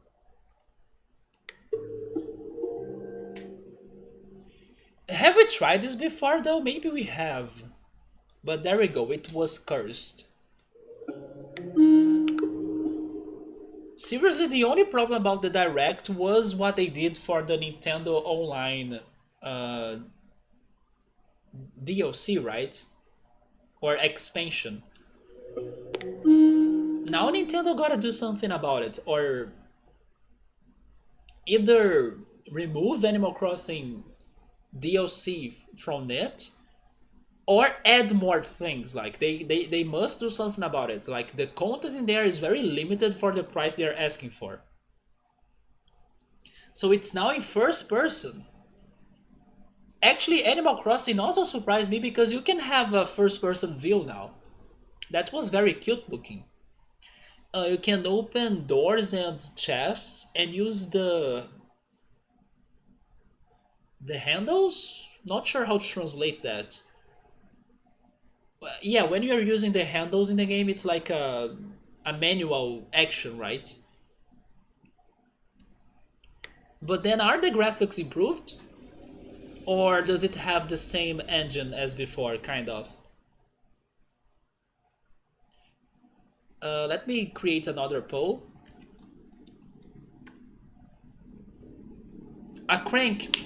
Yeah, crank is a good translation. Good call.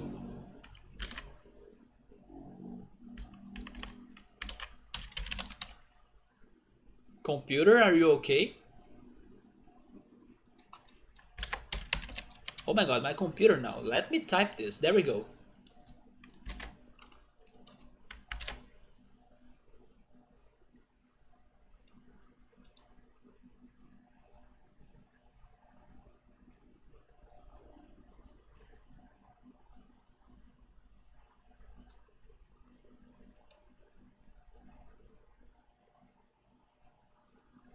Some other gaming news that I have checked.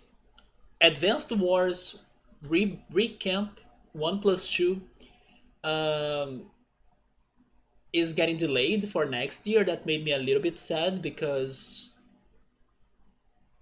even though I'm not playing the game, like I'm curious to play it someday, but I don't have a Switch to play it. I know the fans were very crazy for it, very excited for it, so now they gotta wait for longer. And even though the game doesn't look a lot like something very hard to be remade, it's getting delayed, so that was a bit surprising to me. I also heard that Cyberpunk 2077, is that the number? I think it is. We are staying at home this time? Sure.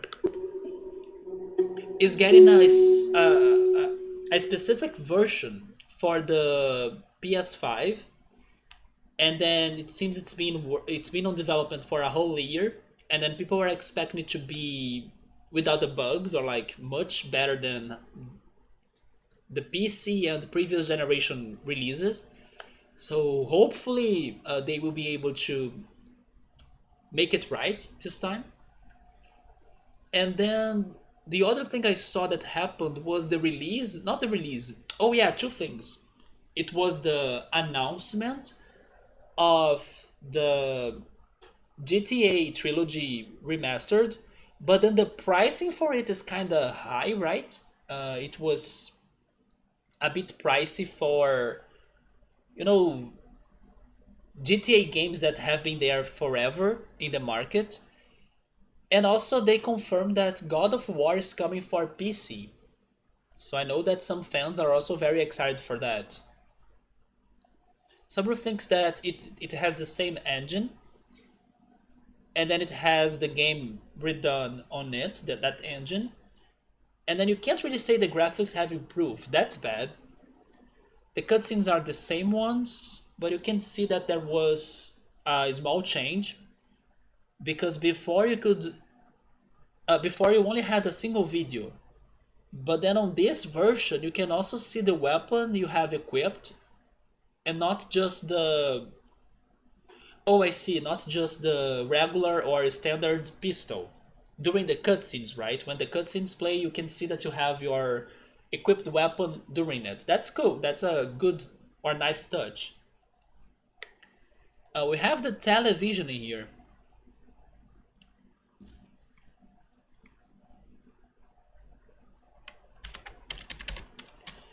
And now, guys, I'm really getting hungrier.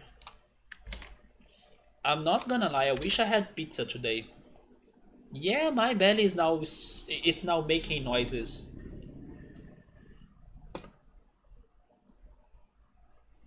I will see if I either bake or buy pizza this week. This last week we went for Burger King.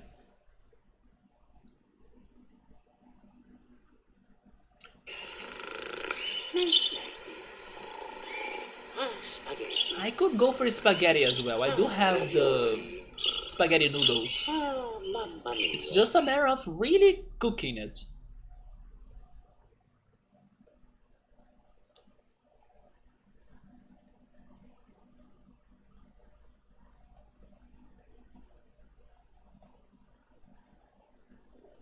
Speaking on television though, I was watching a video about crazy things that got banned on TV. And of course, I don't remember all of the things they were talking about, but some things were a bit weird, in my opinion. There were no results. Okay, so I will say watch. We got to the cartoons. Can we keep on watching on this forever?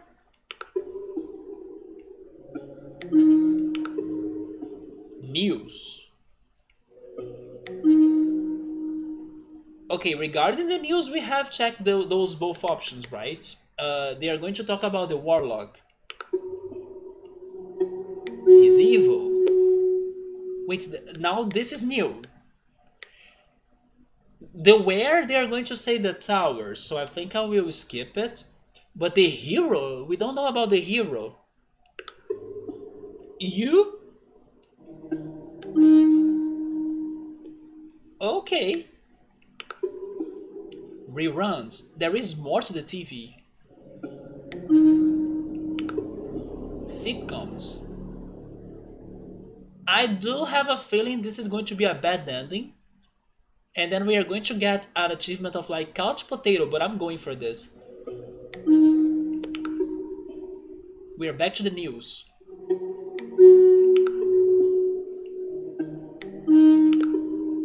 A blockbuster. Rip blockbuster, right? A show. Advertisements. Okay, it was not a couch potato achievement or anything, but we fell asleep by watching TV.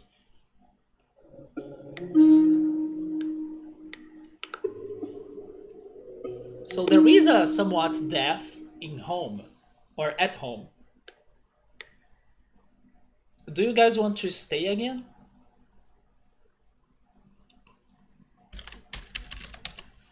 I was going to say something. Oh yeah, the crazy band things on TV. First of all, there was a country, but I forgot which country was it, that they banned the Power Rangers to be aired in there because when the Power Rangers are Morphin, they thought that what they were saying during the morphing time was actually morphine, like the drug. And then they were thinking that Power Rangers were kind of promoting drugs, and then Power Rangers got banned in there for that. But the other two things that were weird to be banned in some series, especially older series, were showing bathrooms in the shows, because it seems that there were some sort of avoidance of like if you are airing a series, try not to show bathrooms or especially toilets in those series. Maybe this is something that the video games got used to do, right? Like your character do never go to the bathroom. But it seems that it was something planned back in the day of like shows to try avoiding having bathrooms being showed. And the other thing that was weird was regarding the show I Dream of Jeannie. Maybe many of you have never heard of it, but I think it's a show that my parents used to watch back in the day. And then I learned that in that show, Genie, but also anybody else's belly button was kind of banned, you know? It was kind of like, do not show your belly button on TV, because I believe back in the day, they were thinking that showing a belly button was somewhat sexualized. So if you stop to check the show, you notice that they do use um, ways to cover Jeannie's belly button, even though she kind of has her belly exposed as her clothing asks for. But she's always having a hand in there, you know, covering the belly button, and you know that there is an object in front of her body or something. And I was like, are you kidding me? They were going for all of this work because of that? So, fun fact for you, even though maybe many of you have never heard of that show, it's a very old show. I actually have never watched the whole episode, but I have seen clips because of it being part of like older culture and my parents talking about it sometimes or like a few times. But then imagine that, like banning belly buttons because they could be sexualized. Man, I better not start talking about Brazilian TV in the 90s, right? The things that us as kids watched and were like being aired during lunchtime. Even today, there are some episodes, especially crime episodes, that have been aired in open TV. But I gotta admit, it used to be worse in the 90s.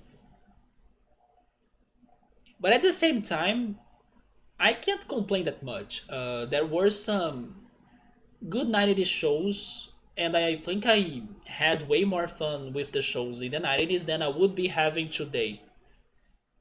But yeah, maybe some censorship should have happened. Subaru knows what I'm talking about? Yeah, Gugu's bathtub. Like people trying to find soaps while wearing bikinis and, you know, beach clothing. And then pretty much um, competing in a bathtub to try to get freaking soaps and then see who can get them the most. That was regular Sunday shows in Brazil. It's it's like shows for the traditional family. Not quite, right? Speaking on the freaking crank, Subaru, we found a well. We can make a wish? Oh yeah, you can throw a coin and make a wish, right?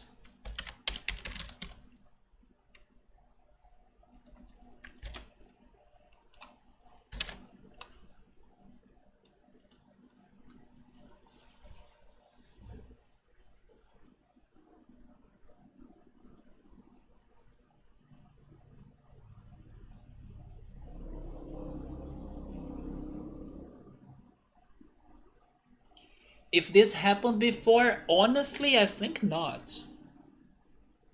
I think this is new. I don't remember getting either or neither, right? I don't remember getting neither of the options.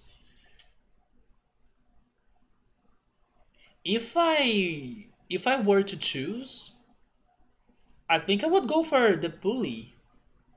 I wonder what's inside. Maybe just a bucket or water, but sure. I have the feeling that making a wish won't change anything.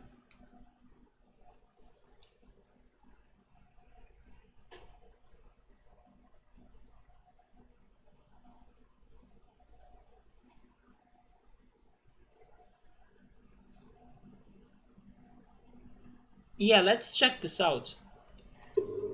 It's broken. We need a crank. Oh, the beehive? We checked this before. I mean, actually, I'm not sure anymore. Have we died from the beehive before? Do you remember that? I actually think we have only chose watching. I mean, of course, this is a trap, but if it is an achievement, it could also be interesting. Do you remember if we went for the honey? I think not.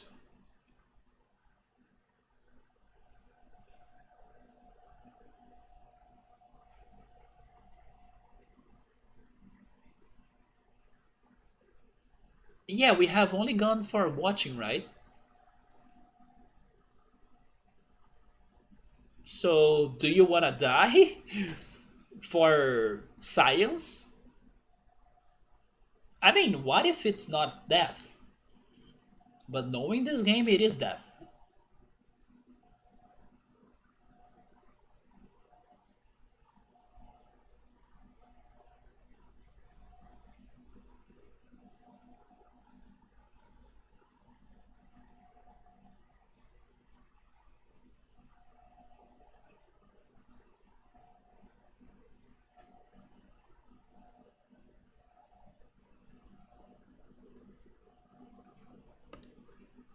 Well,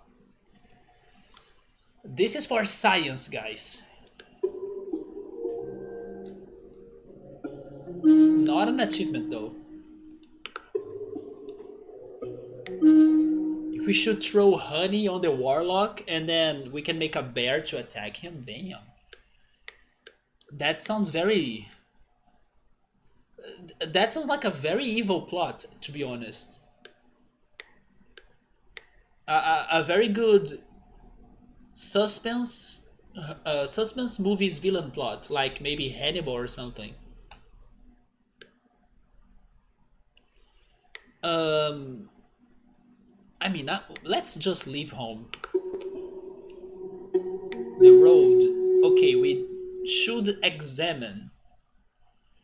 Although we haven't checked everything about hitchhiking, right? You know what? No, this one deserves a poll. Because even though there are the hitchhikers that kidnapped us, there were options for us to kinda not take their invitation or like to kinda pass, right? I believe. And we didn't try that. So maybe we could try that now to see if we can wait for other drivers or I don't know, expect another result.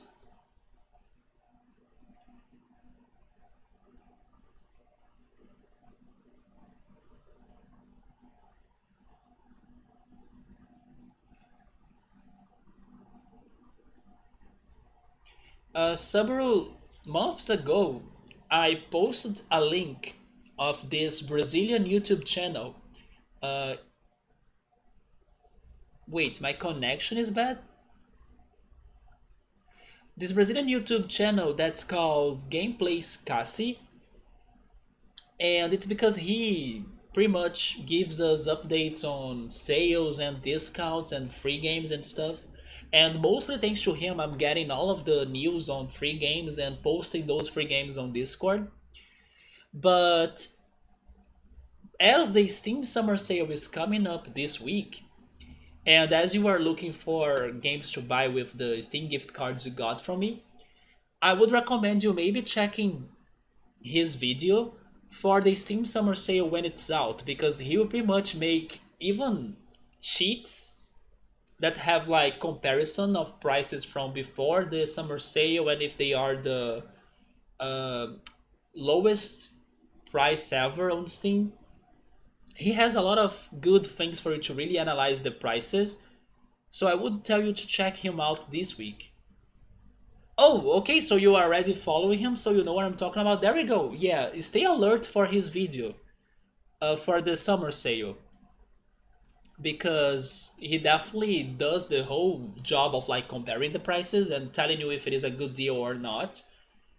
And before making any decision on my own summer, not summer sale, Halloween sale, I will be totally checking his opinion about this. There we go. Yeah, I get most of the news regarding free games now from him. I actually watch his videos every day. I got used to it, and then Even when he's talking about games that I won't be playing or buying, I kind of still check to see if the prices are good or like if the fans are happy with the game. It is somewhat relaxing or distractful to check his discount videos.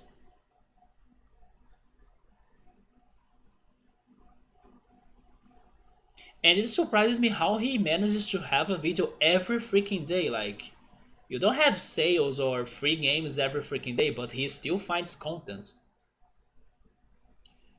On your email, there was an email of like Steam weeks ago that had 30% of discount in a game, and then you're not sure if it's going to get another discount anytime soon.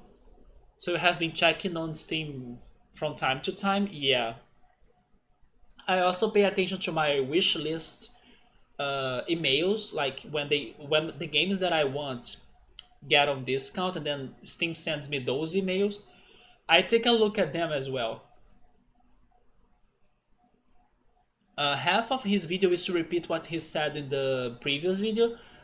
Yeah, he does repeat the information, but sometimes it depends, right? There are days that he kind of, for example, now in the weekend. In the weekend, he normally gives us a whole scope of everything that happened during the week, so it is like a lot of repetition. But sometimes he just goes quick on that, like, oh, don't forget to get the game from Epic Games, like something like that. You voted to Hitchhike, right? Yeah, in here is when I think we should reject. Actually, because we know what happens with Join, I'm rejecting already. Wary? I wanna know what does that mean. I'm not used to that word either.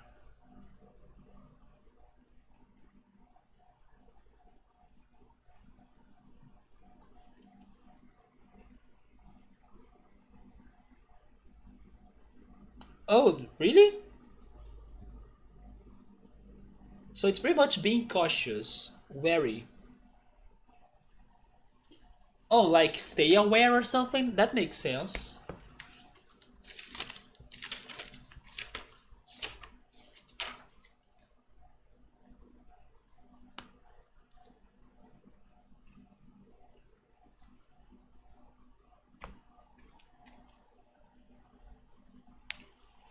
So what happens next?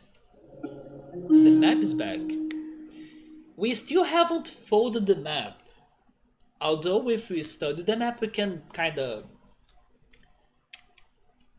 have a shortcut to the dungeon.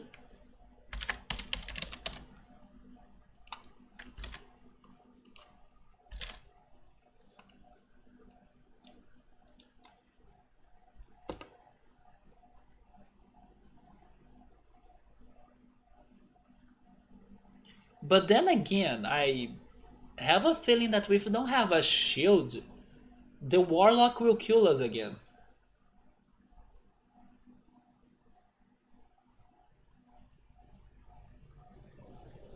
So I do have a theory that somewhere in this game there is another item that's necessary for us to survive when the warlock resurrects and attacks us. Maybe it is an amulet, one of those crazy items in the dungeon even that you can kind of grab, but not the gem. The gem was cursed. Don't you think so, Summer, that this game will have some sort of item like that?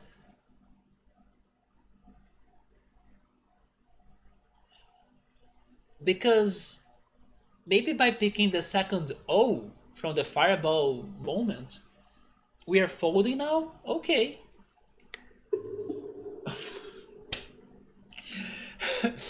Wow. Origami, right? With the freaking map. Oh, yeah, it was the stream. We went for Wade last time. Should we try the jump? The leap of faith? We are going for the leap of faith. Actually, now that I saw that again, I think we tried it before, and then I forgot. Or an item that can block him from resurrecting. Yeah, that sounds more like a pendant or an amulet. Wade, the beehive.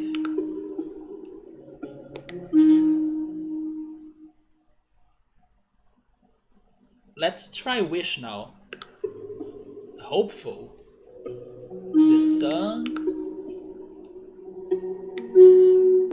Speaking on the sun, I just remembered one of my random thoughts this week, but I've kind of forgot to go after what I thought. I was thinking about searching for some sort of Pokemon based tarot cards. I hope there is some sort of art on that already. I was curious to see which Pokemon they would be picking for each one of the major arcanas of the tarot. So I totally need to make that Google search later. Then we found a statue. If we climb the statue, we die, I think. So let's admire. Then the dungeon. A button. Do you remember this one? I don't. So this is a bow.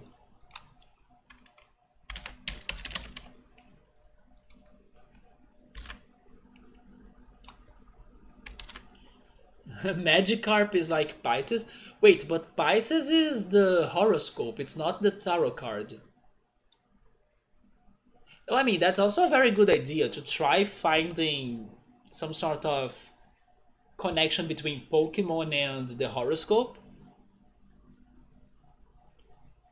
Yeah, I was talking about tarot cards like the Emperor, Empress, Priestess, the Sun, the Fool, the Star, the Tower, the Moon, the Judgment, the World, the Strength, Temperance, Hierophant, Hermit, the Magician, the Wheel of Fortune, the Hanged Man, the Lovers. I think those are all. No, Death, Devil, yeah.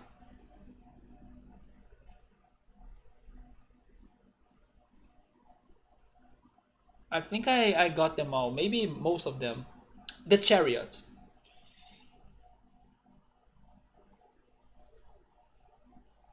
Oh, that's a good call. There is a Pokemon in Sword and Shield that looks like a tower. It is the Dragon Steel Pokemon, right? Duralagon. There is actually one. There is a better one, Sabro, actually. There is a Pokemon that's called. I mean,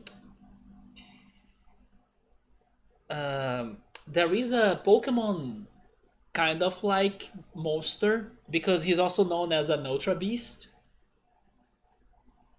That's like a tower too. It's I don't know his name correctly.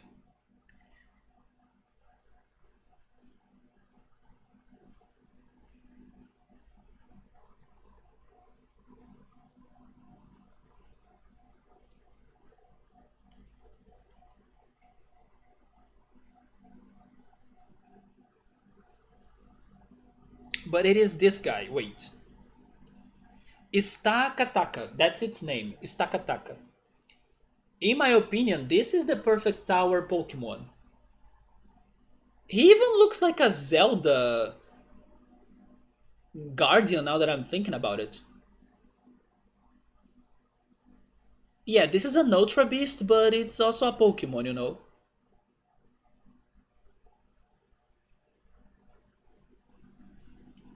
But yeah, the one you were talking about is the Duralagon. He could be a good one too.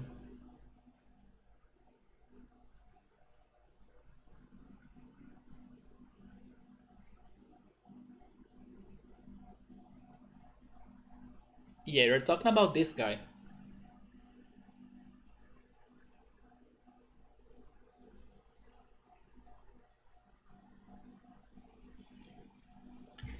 Regarding the button, what did you pick? I missed the result. Are we pushing the button or pulling the button?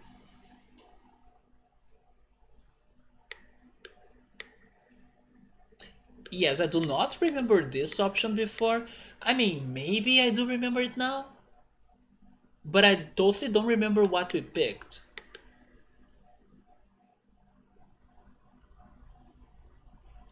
Let me check the result.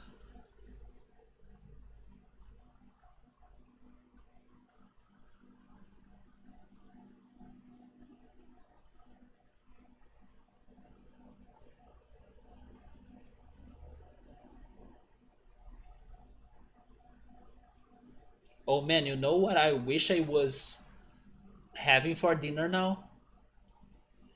I just remember the existence of lasagna.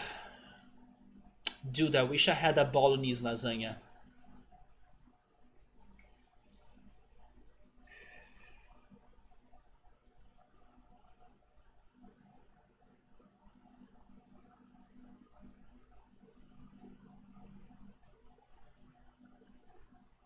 A? Okay, so we are pushing the button.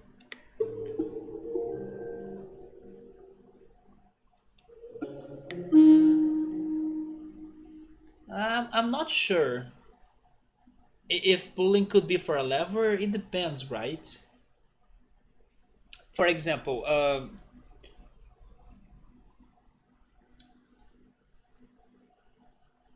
maybe the button was already activated and then we would be, pulling it,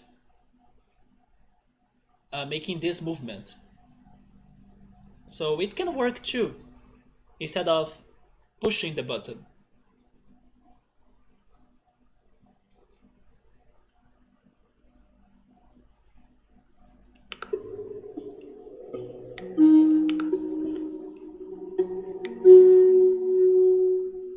Sure, let's pull the boot again. Oh, never mind, we fished the boot. Watch, pick the flowers. We can pick the flowers. The nest. The dungeon. Oh, we got to the troll again. If we fight the troll, we die, so this time we are entertaining the troll.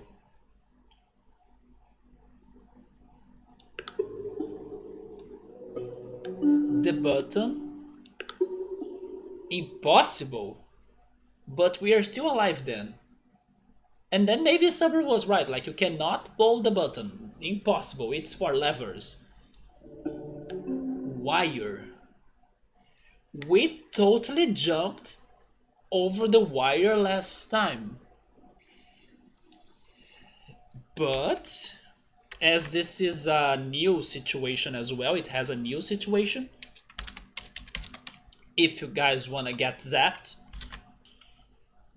we can go for that too.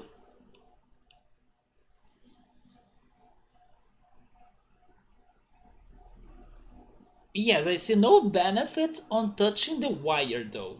Like, not even in my most creative ideas I can see a good outcome out of that. Your browser uh, kind of froze. Are you back now?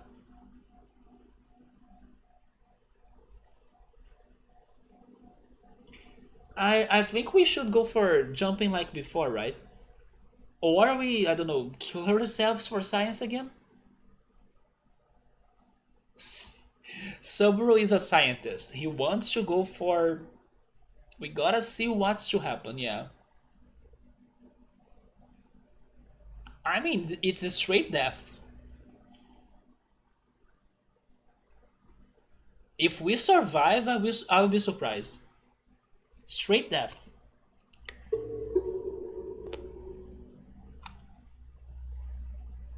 It is not. What is up to Wang though? Once again, this game is making me Google more than other games I played.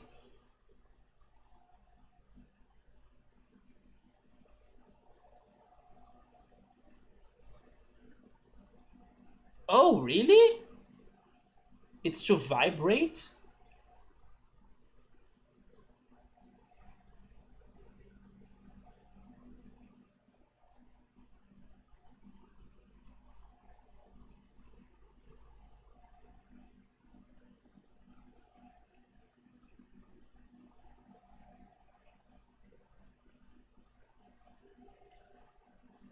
Oh, okay.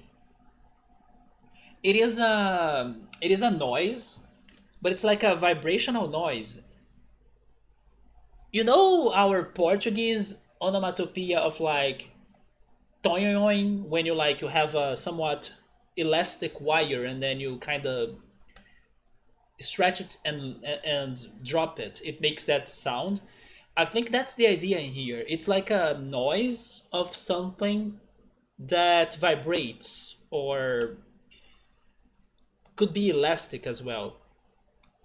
So that's a twang. Did you get it? Yeah. A boulder.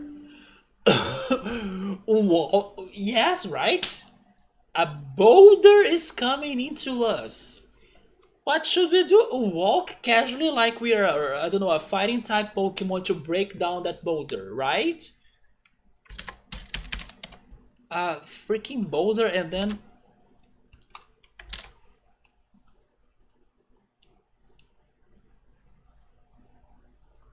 I think X5 was bringing up Indiana Jones earlier. Hey, look at us now. We got there. We got to the dream.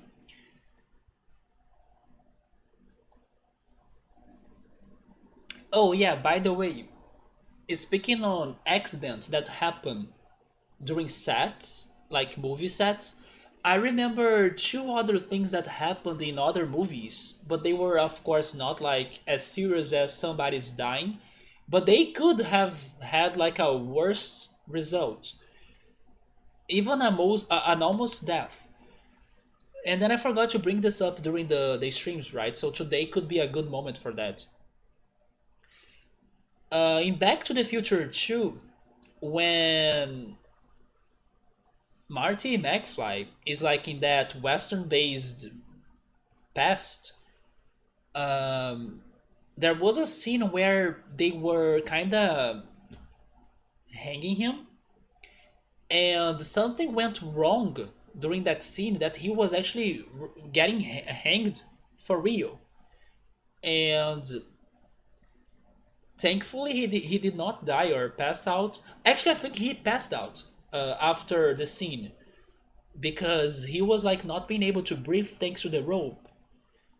But at least he did not die, thank goodness, right? So, fun fact, he actually was getting hanged for real because something went wrong in there. And the other situation was in The Lord of the Rings, if I'm not mistaken, in the first movie. There was a scene where Aragorn, Legolas, and Gimli they get late to a battle that was happening, and then they see the bodies of like the humans and monsters that were dead thanks to the battle. And then there was a moment that Aragorn gets so upset that he kind of throws his helmet on the floor and then he kind of kicks the helmet. And then that was not really planned, it was him improvising. But when he kicked the helmet, he gives it a very loud scream, and that scream was actually of pain because he was breaking his toe in a very bad way when he was kicking that helmet. So when he is screaming on that scene, it's real. And then it seems they had to like give him a surgery and stuff because his toe went very bad after he kicked the helmet. So yeah, there were also those two scenes. I don't know if you guys could recall them. That things got really serious. You heard of that, Subaru? That he was supposed to kind of hold the rope during that scene, but he couldn't do it fast. So in the end, he was actually getting, um, he was choking for real. Yeah, man. And then he passed out. Regarding the boulder, I was here talking about that. I missed the result. Did you say run? I think you said run, right?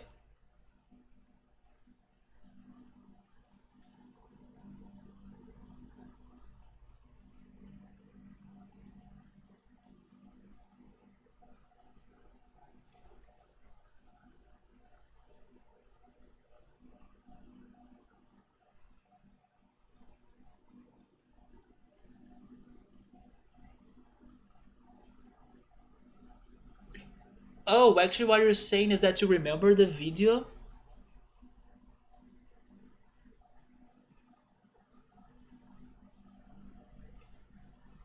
Oh, you don't remember the video, but his scream was like an improvisation because he was just supposed to kick. Yeah, but he screamed because the freaking helmet hurt his foot a lot. He also, that's true. He also, uh, man, my English today is not giving me the words. He also,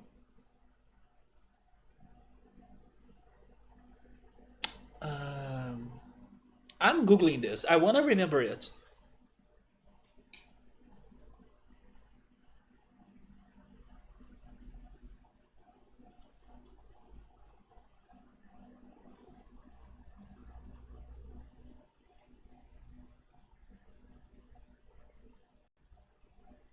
Oh yeah, of course. He also knew, right? Kneel down. There we go.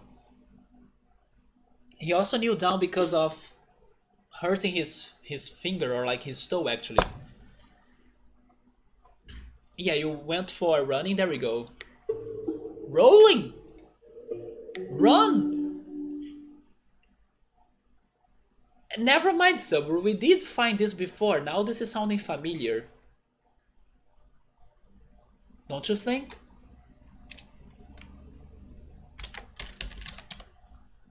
So we can keep on going straight or go to the side. Going to the side sounds safer.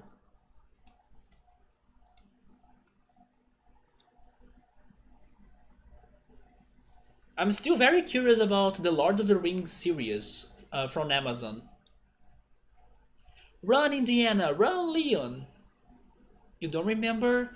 I don't know, but this one scream sounded familiar to me. But do I remember what we picked? No. But I would go for side.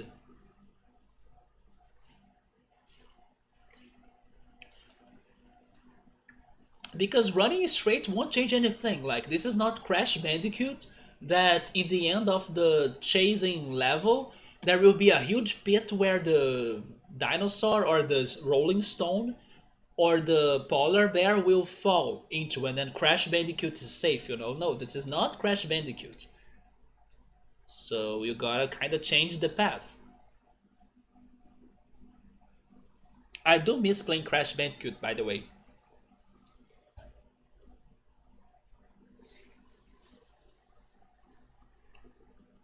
Okay, so we are running to the side. Why is the... I mean, this time I'm expecting it. I remember last Sunday we kicked it, but I was like, there was no risk on inspecting the urn, right? And then Nubble said that maybe there was a spider inside or some sort of, poison. And then that's how this could be deadly. We are figuring this out right now. A ribbit? A frog? There is a frog inside?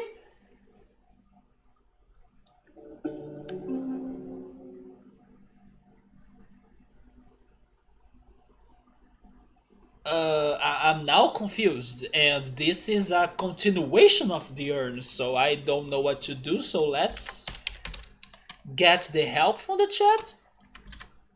Although, did it have a frog at first? I mean, the frog could be poisonous, but we are still alive.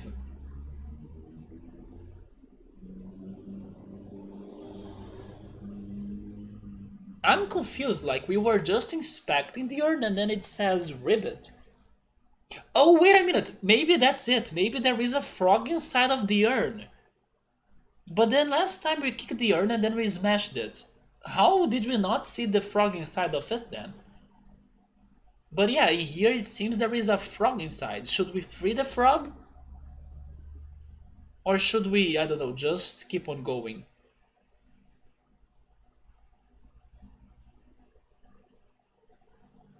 Yeah, the frog is not a guaranteed safe because frogs could be dangerous.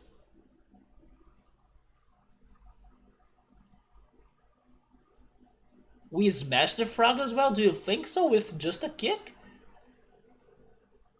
I doubt it. Yeah, let's check this frog out. Hi, frog. Are you good news?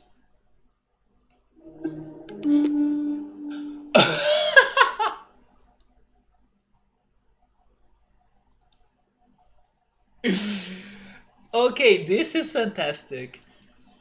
Oh my god. Now I don't care what happens to us anymore. This is amazing. This is going to some Shrek levels.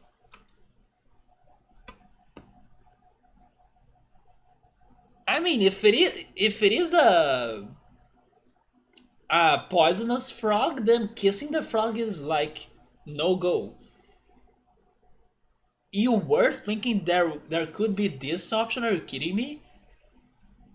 The last time there was a kiss option, we totally screwed it up, right?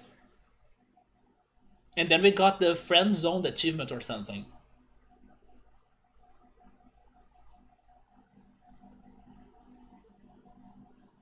I have the feeling this is bad news, but at the same time, I'm very curious to see what could be happening. What if this frog was cursed by the warlock? And then, what if he is Frog from Chrono Trigger? So there could be some couple options that are positive, you know? You want, oh my god. Hope it's not poisonous. But as it is an option here, I think it's not poisonous.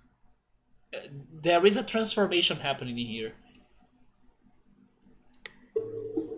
Oh! Oh no, and now it's becoming Food Wars. I mean, the smart decision.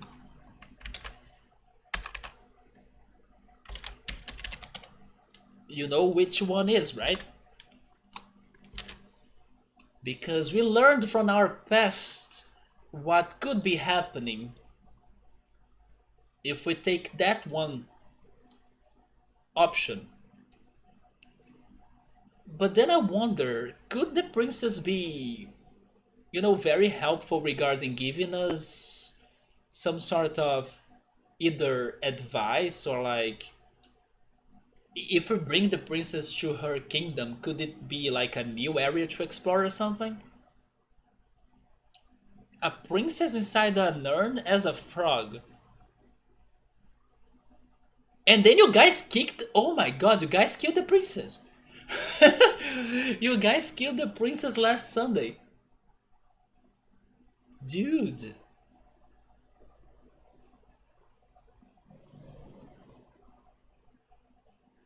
I'm really wondering if there is way more to this. Like, we can rescue the princess to the king.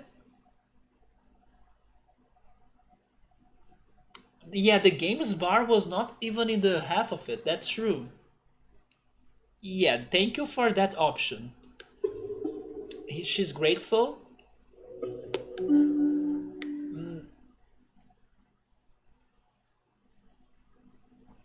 She's grateful, but not that grateful, is she? And then this is so funny, like we are kind of almost getting married inside a dungeon, like such a romantic place, right? What the F?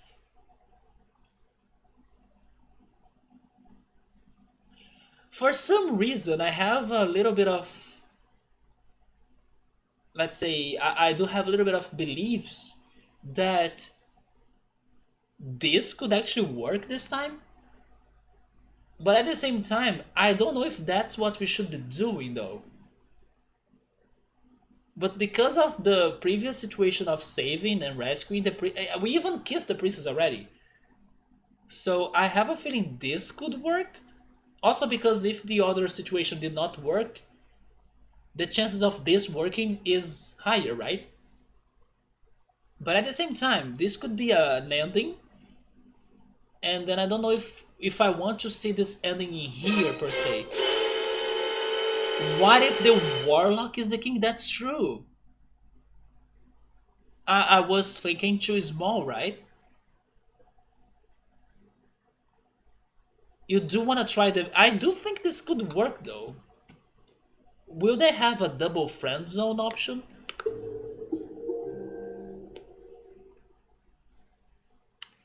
Yeah, that was the happy ending. Who cares if there is a warlock causing evil, right? In the world, like, let's just get married and leave it. I don't know if it was really a happy ending with the warlock still messing with the world. Like, can you feel safe like that? But there we go. It was another option and another achievement. Oh, the bridge is back. This will be the last cycle, by the way. But let's see what we can learn about it.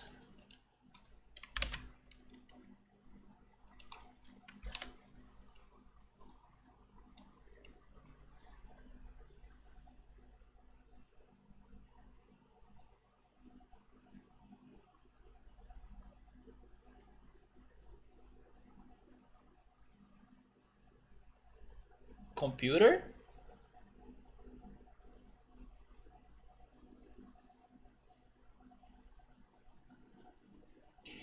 We have not gone over the bridge, no. If we go under, there is a troll.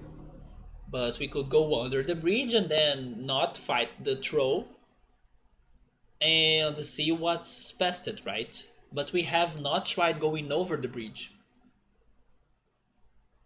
So I would say that both options can be promising, because what happened to us is that we died, but if we can somehow skip the troll, then probably there is another area in there.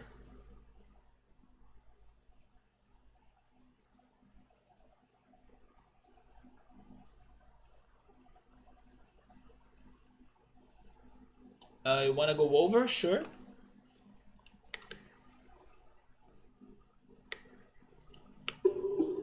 Over the river, I guess, or are we back to the river? Oh, we are back to the river, okay. Admire the fog. And then this time the fog is not the dream one, right? So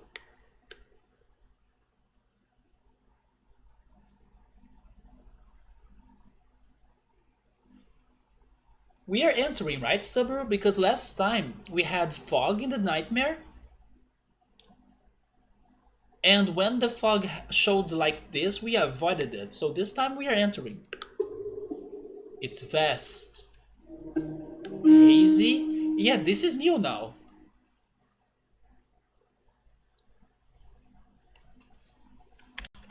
This is not the fog from the nightmare.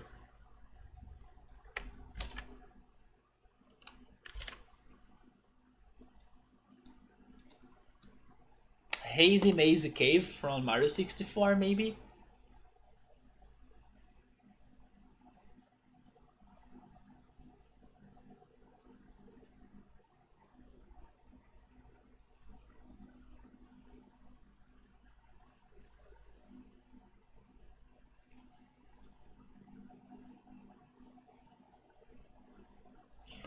I mean, I have the feeling we will not survive in here, but Let's see how much we can learn about it. You don't know what's hazy? It's pretty much foggy. It's like a synonym. It's almost the same. I do not know how to separate those words. Maybe there is a difference, but to me they are the same.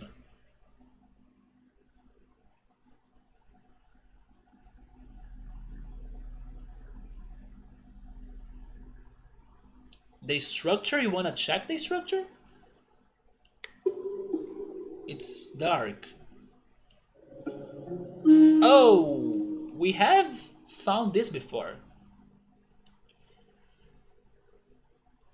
But I don't remember what happened. Do you? Honestly, I don't remember those being the options either. Like entering, yeah, but investigating. I think the options before were like enter or leave it, and then we left it or something.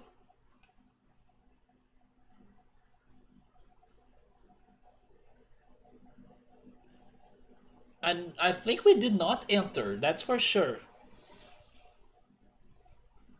But then I also don't remember investigating. Wait a minute, was it the old house? Oh, maybe this is okay. Maybe now I'm remembering. Maybe this was a somewhat old and abandoned house, and then we decided that was too creepy for us to get inside. Do you think this is the dream? The dream had the orphanage, yeah, but in here I'm not sure anymore.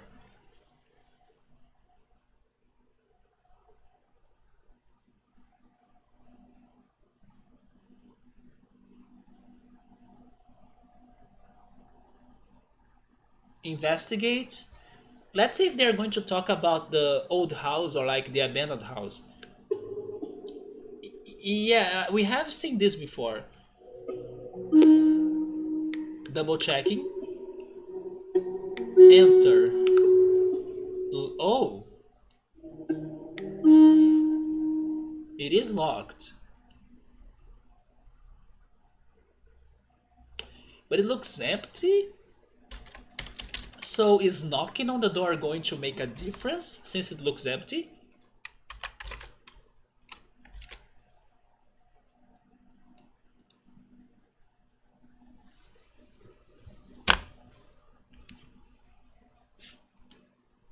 Although if it is empty, then knocking on the door doesn't make a difference at all, and then it's safe, right?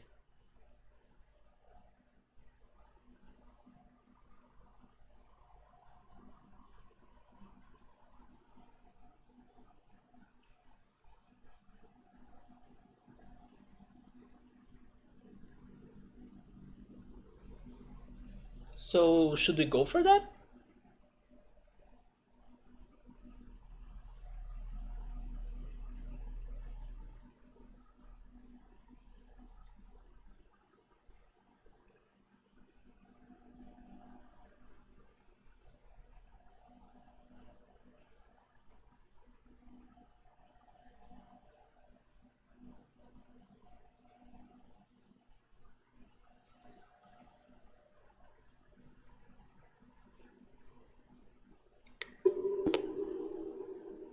Okay, so it is safe. Try again. Break the door. Sturdy. Knock again? Oh! Summer, what's going on now?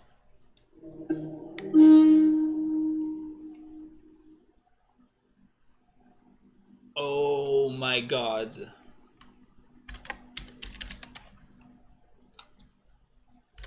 I mean, Halloween is coming up soon, so who knows, maybe we get some luck in here?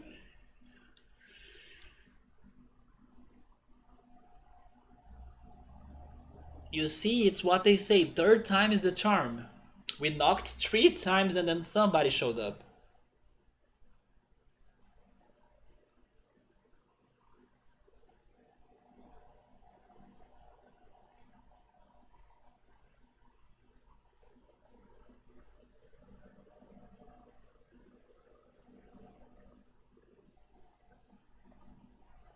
I wonder if running could actually work. Like,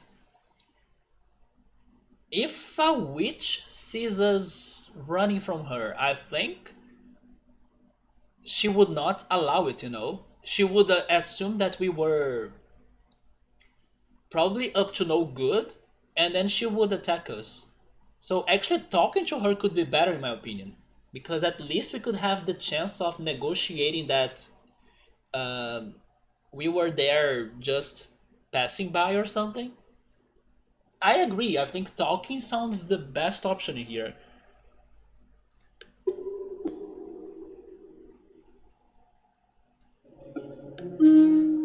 Oh,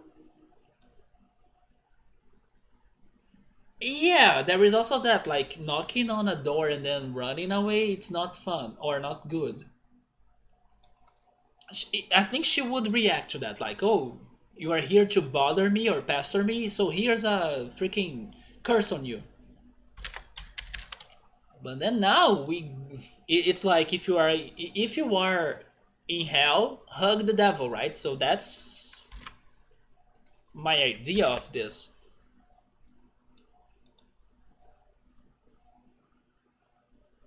Not sure about the T option though, but I see no issue about having a seat.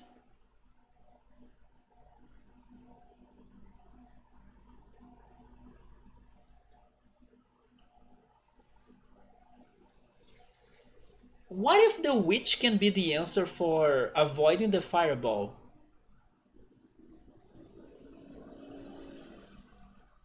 But then coming here and like getting back to the dungeon and getting the freaking mace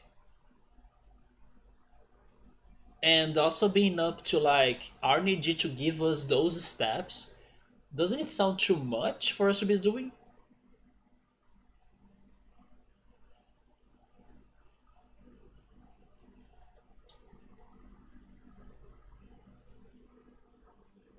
She could know how to protect us from the fireball, or she could give us new magic attacks. Comfy.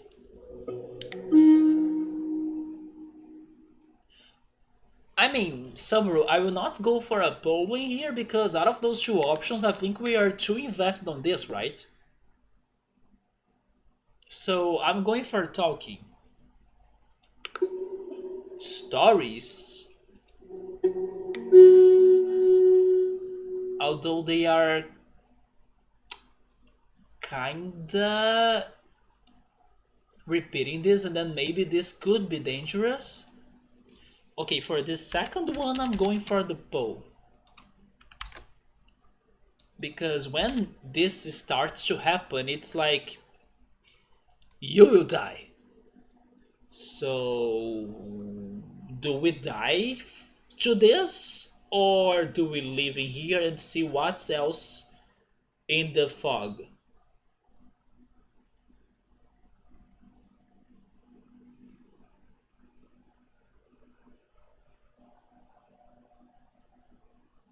I'm now really curious if that tea was poisoned.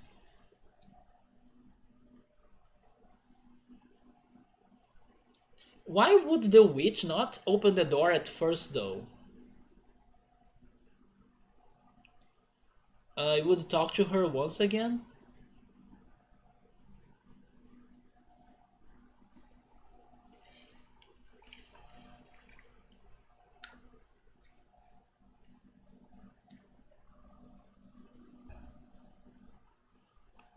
Yeah, let's try that.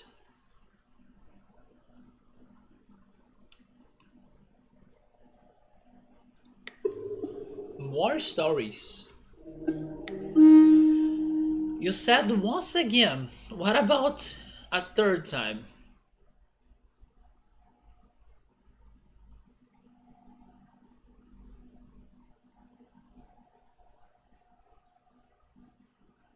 I have the feeling that if we try leaving, she will not allow us to leave.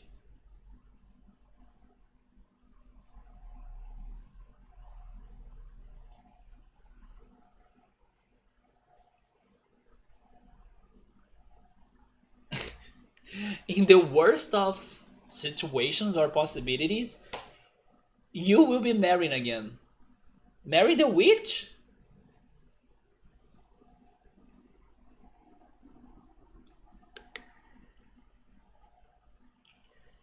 I will leave, but I think she will not allow us to leave, right?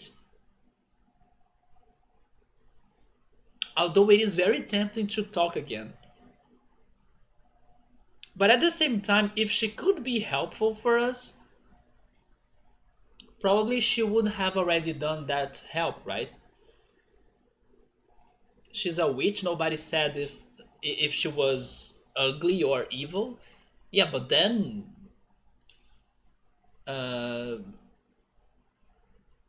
I mean, she could also be a good witch, right?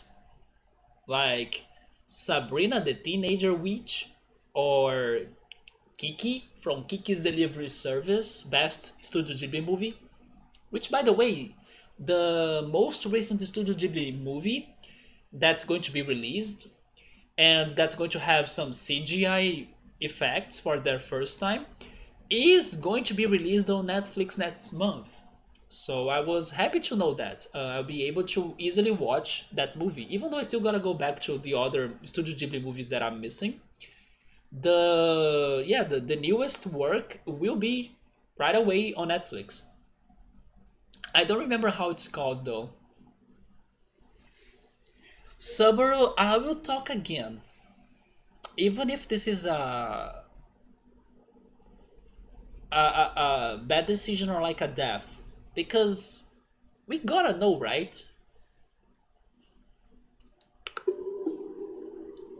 Seriously, it's only that. 5 times. Okay, now I give up. You see? A gecko? Man, this is totally the game that has been teaching me the most amount of English words I have played so far. Man.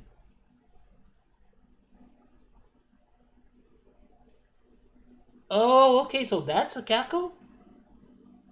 It's like to laugh out loud. A cackle run?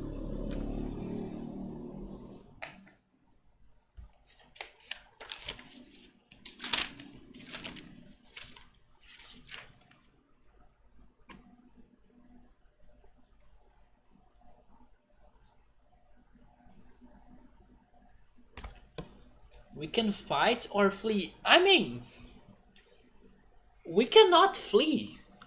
Aren't we trapped? So, yeah, that's a cackle. It's like gargalhar. We are trapped, so fleeing is no use.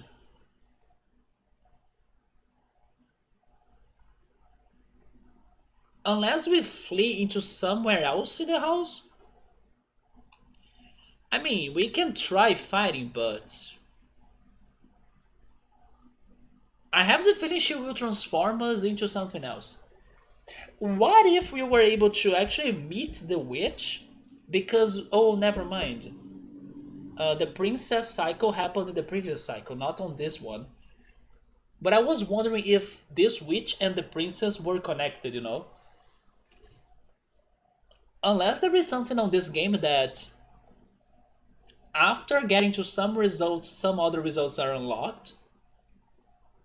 If I have a way, if I have ways of fighting, I don't think so. Maybe maybe the sword, because when we were fighting the warlock, we had a sword. I mean, but I did have a sword when we were fighting the warlock, right? So where did we get that sword? I think it's automatic. It's like with us. But yes, even with a sword, we have no ways on winning this. But then flee? Okay, I think it will say we're trapped, but sure. Zapped. That was an achievement though, and surprisingly, this zapping ending Did not happen thanks to the wires in the dungeon. That's crazy.